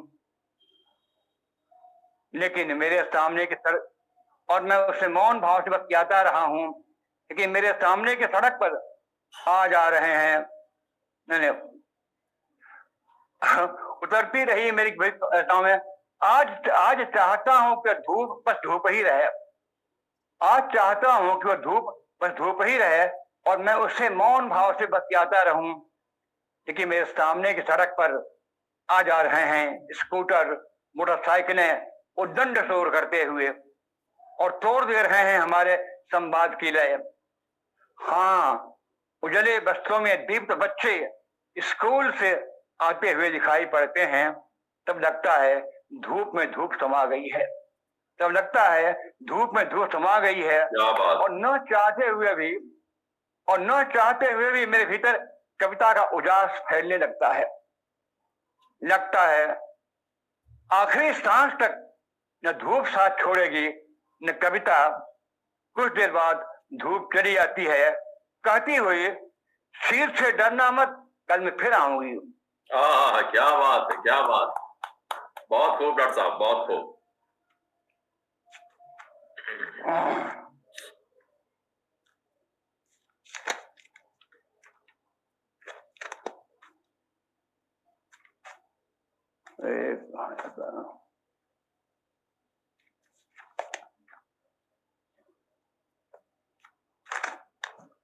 अपना आकाश। कहा जाता है कि सबका अपना अपना आकाश होता है। कहा जाता है कि सबका अपना अपना आकाश होता है। लोग प्रायः पूछते हैं इस महाकाश में तुम्हारा आकाश कहाँ है। लोग पूछते हैं इस महाकाश में तुम्हारा आकाश कहाँ है। मैं कहता हूं वो तो मेरे भीतर है। मैं कहता हूं वो तो मेरे भीतर है। वो ऊपर से उतर कर मेरे भीतर समा गया है। वो ऊपर से उतर कर मेरे भीतर समा गया है। उसमें सूरज और चांद सितारे जगमगाते रहते हैं। कभी छूटे कभी भरे बादल तैरते रहते हैं। भांत भांत के पंछी पर मारते हुए चहचहाते रहते हैं। ऊंचे ऊंचे पेड़ों के शिखर हवा से बतियाते रहते हैं। संगीत की लहरियां उठ उठकर गूंजती रहती हैं, और सभी मिलकर मेरी कविताएं बन जाते हैं। और सभी मिलकर मेरी कविताएं बन जाते हैं, जिन्हें मैं धरती को समर्पित कर देता हूं। बहुत अच्छा डॉक्टर साहब, बहुत अच्छा। एक छोटी सी कविता है, एक सिलसिला। आंगन वाटिका में फूलों के बीज डालता हूं तो पौधों को गौरैया खा जाती है। आंगन वाटिका में फूलों के बीज डालता हूं तो पौधों को गौरैया खा जाती है। गौरैयों के लिए पानी डालने, गौरैयों के लिए पत्नी दाने बिछाती है तो उन्हें ढकिया कर कबूतर खाने लगता है। कबूतर खाता रहता है तो उसे खाने के लिए बिल्ली घास पकाई जाती है। बिल्ली के दिखाई पड़ते ही कुत्ता उसका पीछा करने लगता है। कुत्ता जब दूसरी गली में जाता है तो उसे वहां के कुत्ते नोचने लगते हैं। मैं किसको किसको बचाऊं, मैं किसको किसको बचाऊं। प्रकृति के इस विधान में मैं अपने को किसी का हिंसक होने से बचाए रखूं। दोस्तों, यही दुआ देना। वाह वाह, क्या बात डॉक्टर साहब, वाह वाह वाह वाह। ठीक, थोड़ा सा है। कविता का घना प्रभाव रहा, पैसे का सदा अभाव रहा। रहने को रहा शहर में वह, पर उसमें उसका गांव रहा। क्या बात। रहने को रहा शहर में पर उसमें उसका गांव रहा। लिखता हूँ कुछ।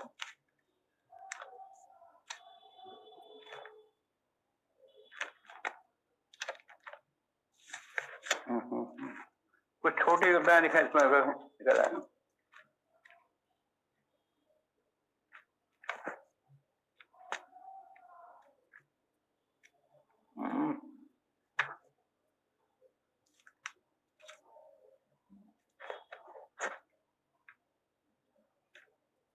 वह बहुत छोटा ही सही किंतु जमीन में पैर धंसाए खड़ा एक पेड़ है। वह बहुत छोटा ही सही किंतु जमीन में पैर धंसाए खड़ा एक पेड़ है। आप बहुत बड़े हैं क्योंकि एक बहुत ऊंचे पेड़ पर लटके पेड़ का रस पीते रहते हैं और महानता का जीवन जीते रहते हैं। क्या बात, बहुत अच्छा।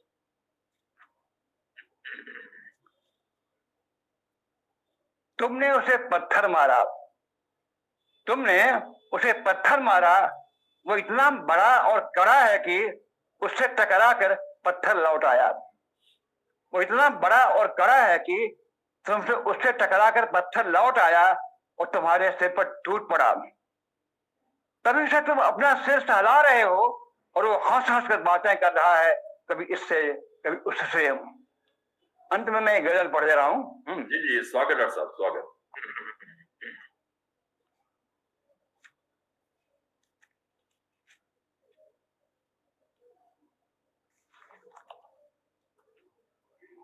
जिगर से अधिक जिस्म प्यारा न होता, जिगर से अधिक जिस्म प्यारा न होता तो जग में हमारा तुम्हारा न होता। जिगर से अधिक जिस्म प्यारा न होता तो जग में हमारा तुम्हारा न होता। खुदा तूने दी होती रहमत सभी को तो कोई मुसीबत का मारा न होता। खुदा तूने दी होती रहमत सभी को तो कोई मुसीबत का मारा न होता।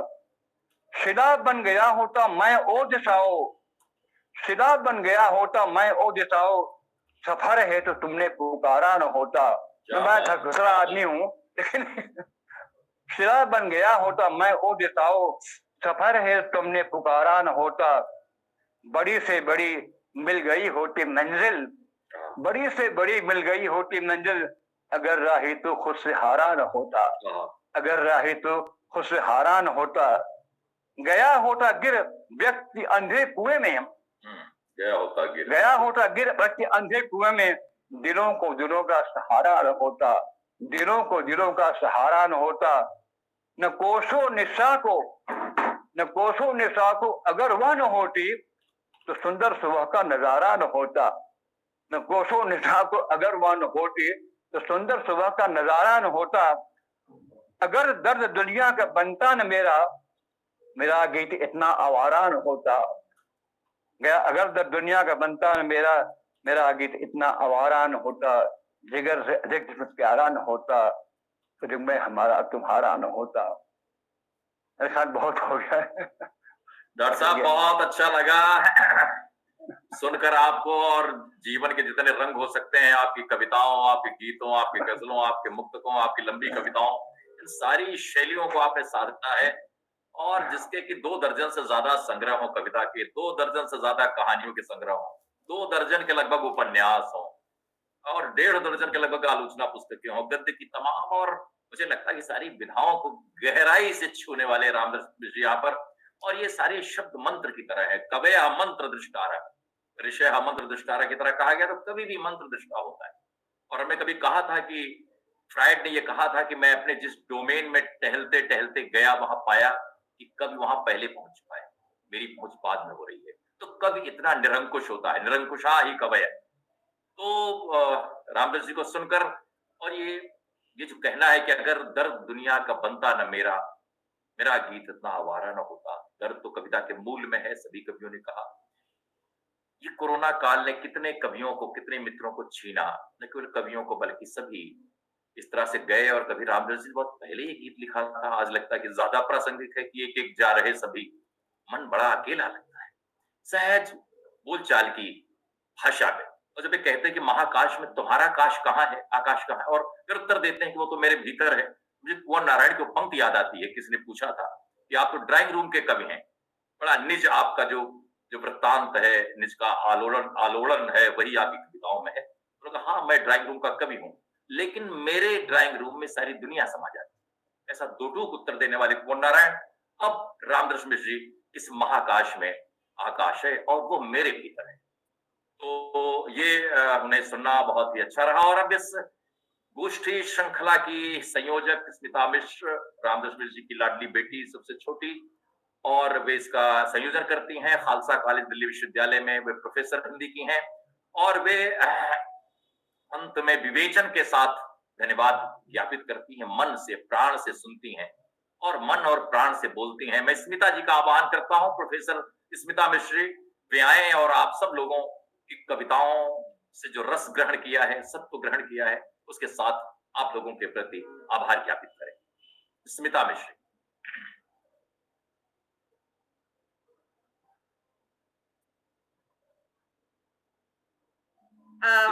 मेरी आवाज आ रही है? बिल्कुल बिल्कुल, बहुत अच्छी तरह। स्वागत आपका। आपका आभार और आप सभी को प्रणाम। आज के इस संस्करण में 4 विशिष्ट कवियों की उपस्थिति से आज का संस्करण और विशिष्ट हो उठा है। वेद मित्र जी की बांसुरी से छोटी सी आशा के स्वर ने आज की यात्रा आरंभ की, जिसमें दुख भी सिरहाने रखे गए और पत्र भी पुराने रखे गए। और यदि बात करें लीलाधर मंडरोई जी, हमारे समय के विख्यात रचनाकार, हम गौरवान्वित हैं आपकी उपस्थिति से। आप पेशे से पत्रकार हैं, रेडियो टेलीविजन के राष्ट्रीय और अंतर्राष्ट्रीय प्रसारक रहे हैं। प्रसार भारती बोर्ड के प्रशासन प्रबंधन से भी आप संबद्ध रहे हैं, लेकिन आपका साहित्यकार रूप प्रमुख है। साहित्य में भी तमाम विधाओं से जुड़े रहे, लेकिन इसके बावजूद कवि रूप से आपको अधिक ख्याति मिली। वैसे आपने वन्य जीवन और प्रकृति जीवन पर जो पत्रकारीय विधा है, फीचर, उन फीचर की शुरुआत, ऐसा माना जाता है, प्रमुखता से मंडलोई जी को इसका श्रेय जाता है कि वे जनसत्ता और इनमें धारावाहिक रूप से छपे थे। अंडमान पर, काला पानी पर आपने वहां के लोक पर बहुत गहरा लेखन किया है। मैं ऐसा समझती हूँ कि चूंकि वे प्रसारण की दुनिया से रहे हैं, उनका अनुभव लंदन से लेकर के भारत के तमाम जगहों तक रहा है, तो जो इनकी कविताएं सुन रही थी या पढ़ रही थी, तो जो दृश्य और ध्वनि के बिंबों की उपस्थिति है, वो अनायास नहीं है, मुझे लगता है वे अनुभव, चूंकि वे ध्वनि और जो चाक्षुष बिंब हैं, उनसे ही उनका पेशा गुजरता रहा है। तो उनकी कविताओं में जितनी बारीकी से उपस्थिति आपकी कविताओं में है, वो बहुत विशिष्ट है। स्थानीयता है, राष्ट्रीयता है, अंतरराष्ट्रीय, सभी स्वरों की अनुगूंज आपकी कविताओं में मुझे सुनाई पड़ती है। सहज भाषा, संवादात्मकता के साथ संप्रेषणीयता में जो वृद्धि होती है, वो मुझे लगता है वो अक्रॉस दी, जो एक आपका रिसीवर है, पाठक है, श्रोता है, वहां तक चीजें पहुंचती हैं। जीवन के बहुत सूक्ष्म अनुभवों को के जो रेशे रेशे हैं, वे कविता में पिरो देने में आप सिद्धास्त हैं। और जो छोटी छोटी कविताएं हैं, मुझे लगता है वो बड़ी व्यंजक है अपने समय की सच्चाई है। विनोद पदरत जी हमारे समय के एक विशिष्ट हस्ताक्षर, और मुझे ऐसा लगा कि मनुष्य का जो जीवन संघर्ष है, वो आपकी कविताओं का केंद्रीय स्वर है। सामान्य जन, वो चाहे नगर का या गांव का, वो आपकी कविताओं में कायदे से अपनी जगह बनाता है। विषय नए उठाते हैं, आप नए उठाते हैं, लेकिन भाषा का जो वितान है, वो आपका देशज और लोक के शब्दों से ही जुड़ता है। तो यह जो है कि विषय आपने नए उठाए, लेकिन जो भाषा और अभिव्यक्ति की शैली है, वो देशज और जो लोक है, उससे बड़ी गहराई से जुड़ी हुई है। व्यवस्था पर प्रहार करते हुए आपकी कविताएं बड़ी मारक और सांकेतिक हैं। मैं कुछ लाइन में पढ़ रही थी कि काटे जा रहे हैं पेड़, जो तना है वो कटेगा। यानी 3 पंक्तियों में ही इतनी गजब कविताएं आपने कह दी। तेरा हंसना एक युद्ध पूरी सदी के विरुद्ध। 3 पंक्तियों में अपनी बात को कह जाना। 100 पेड़ों के नाम मनुष्य का प्रकृति, पर्यावरण और अपनी संस्कृति से उदासीन होते जाने पर गहरा व्यंग है।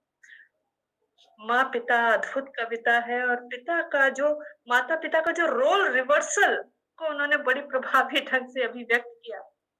दाम्पत्य प्रेम पे बड़ी प्यारी सी कविता आपने पढ़ी। यतीश कुमार जी अपने समय के बहुत प्रमुख और समय और समाज को बहुत सजगता से देखते हैं। मुझे ऐसा लगा बहुत सजगता से देख रहे हैं, उसे अनुभव करते हैं, और फिर उन्हें अपनी कविताओं में उनकी आवाज बनते हैं। विषय अपने आसपास से उठाते हैं, लेकिन उसका जो पूरा शिल्प है, मुझे लगता है इसमें बराबर वो नयापन लाने का, नयापन खोजने का प्रयास करते हैं।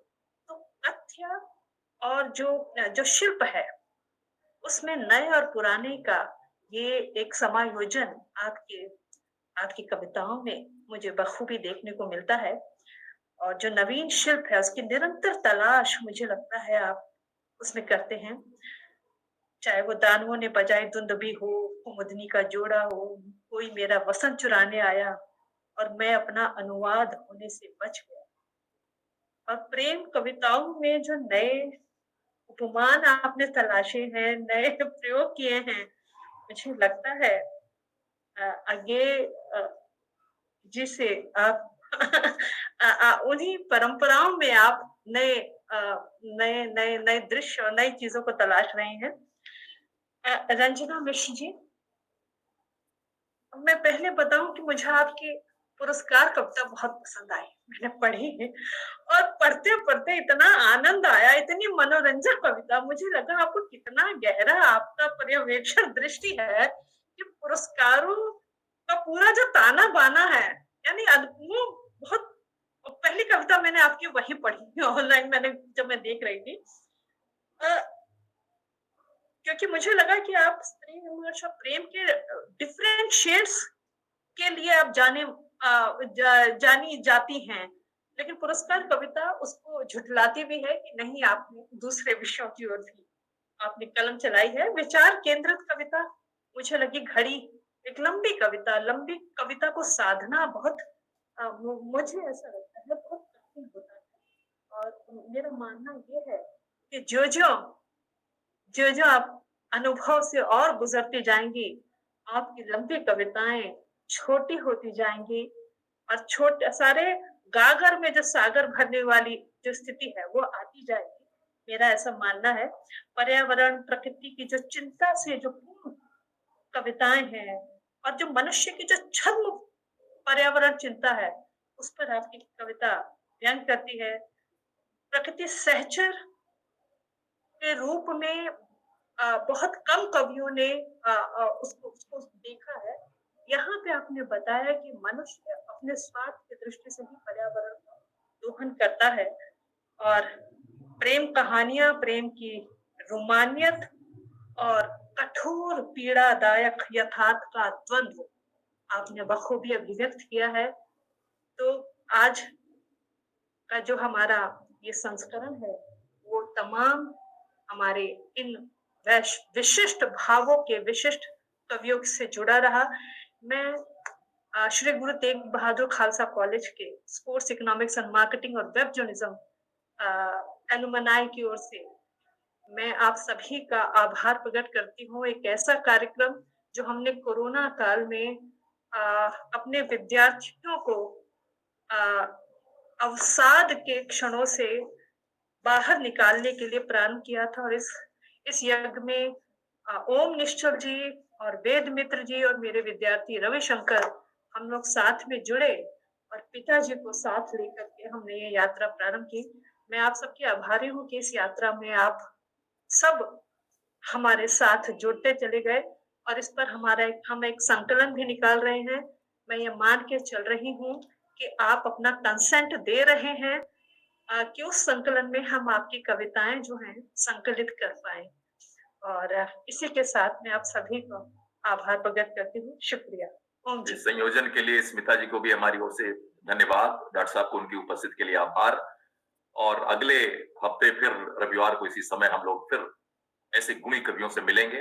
आप सब लोगों को आमंत्रित भी करेंगे, आप लोग उसमें आए, पधारें और कविता के संवर्धन में जो योगदान कर रहे हैं उससे अग्रसर करें। बहुत धन्यवाद, बहुत आभार। शुभ संध्या, शुभ रात्रि। और हम लोग विदा ले सकते हैं आभार के साथ।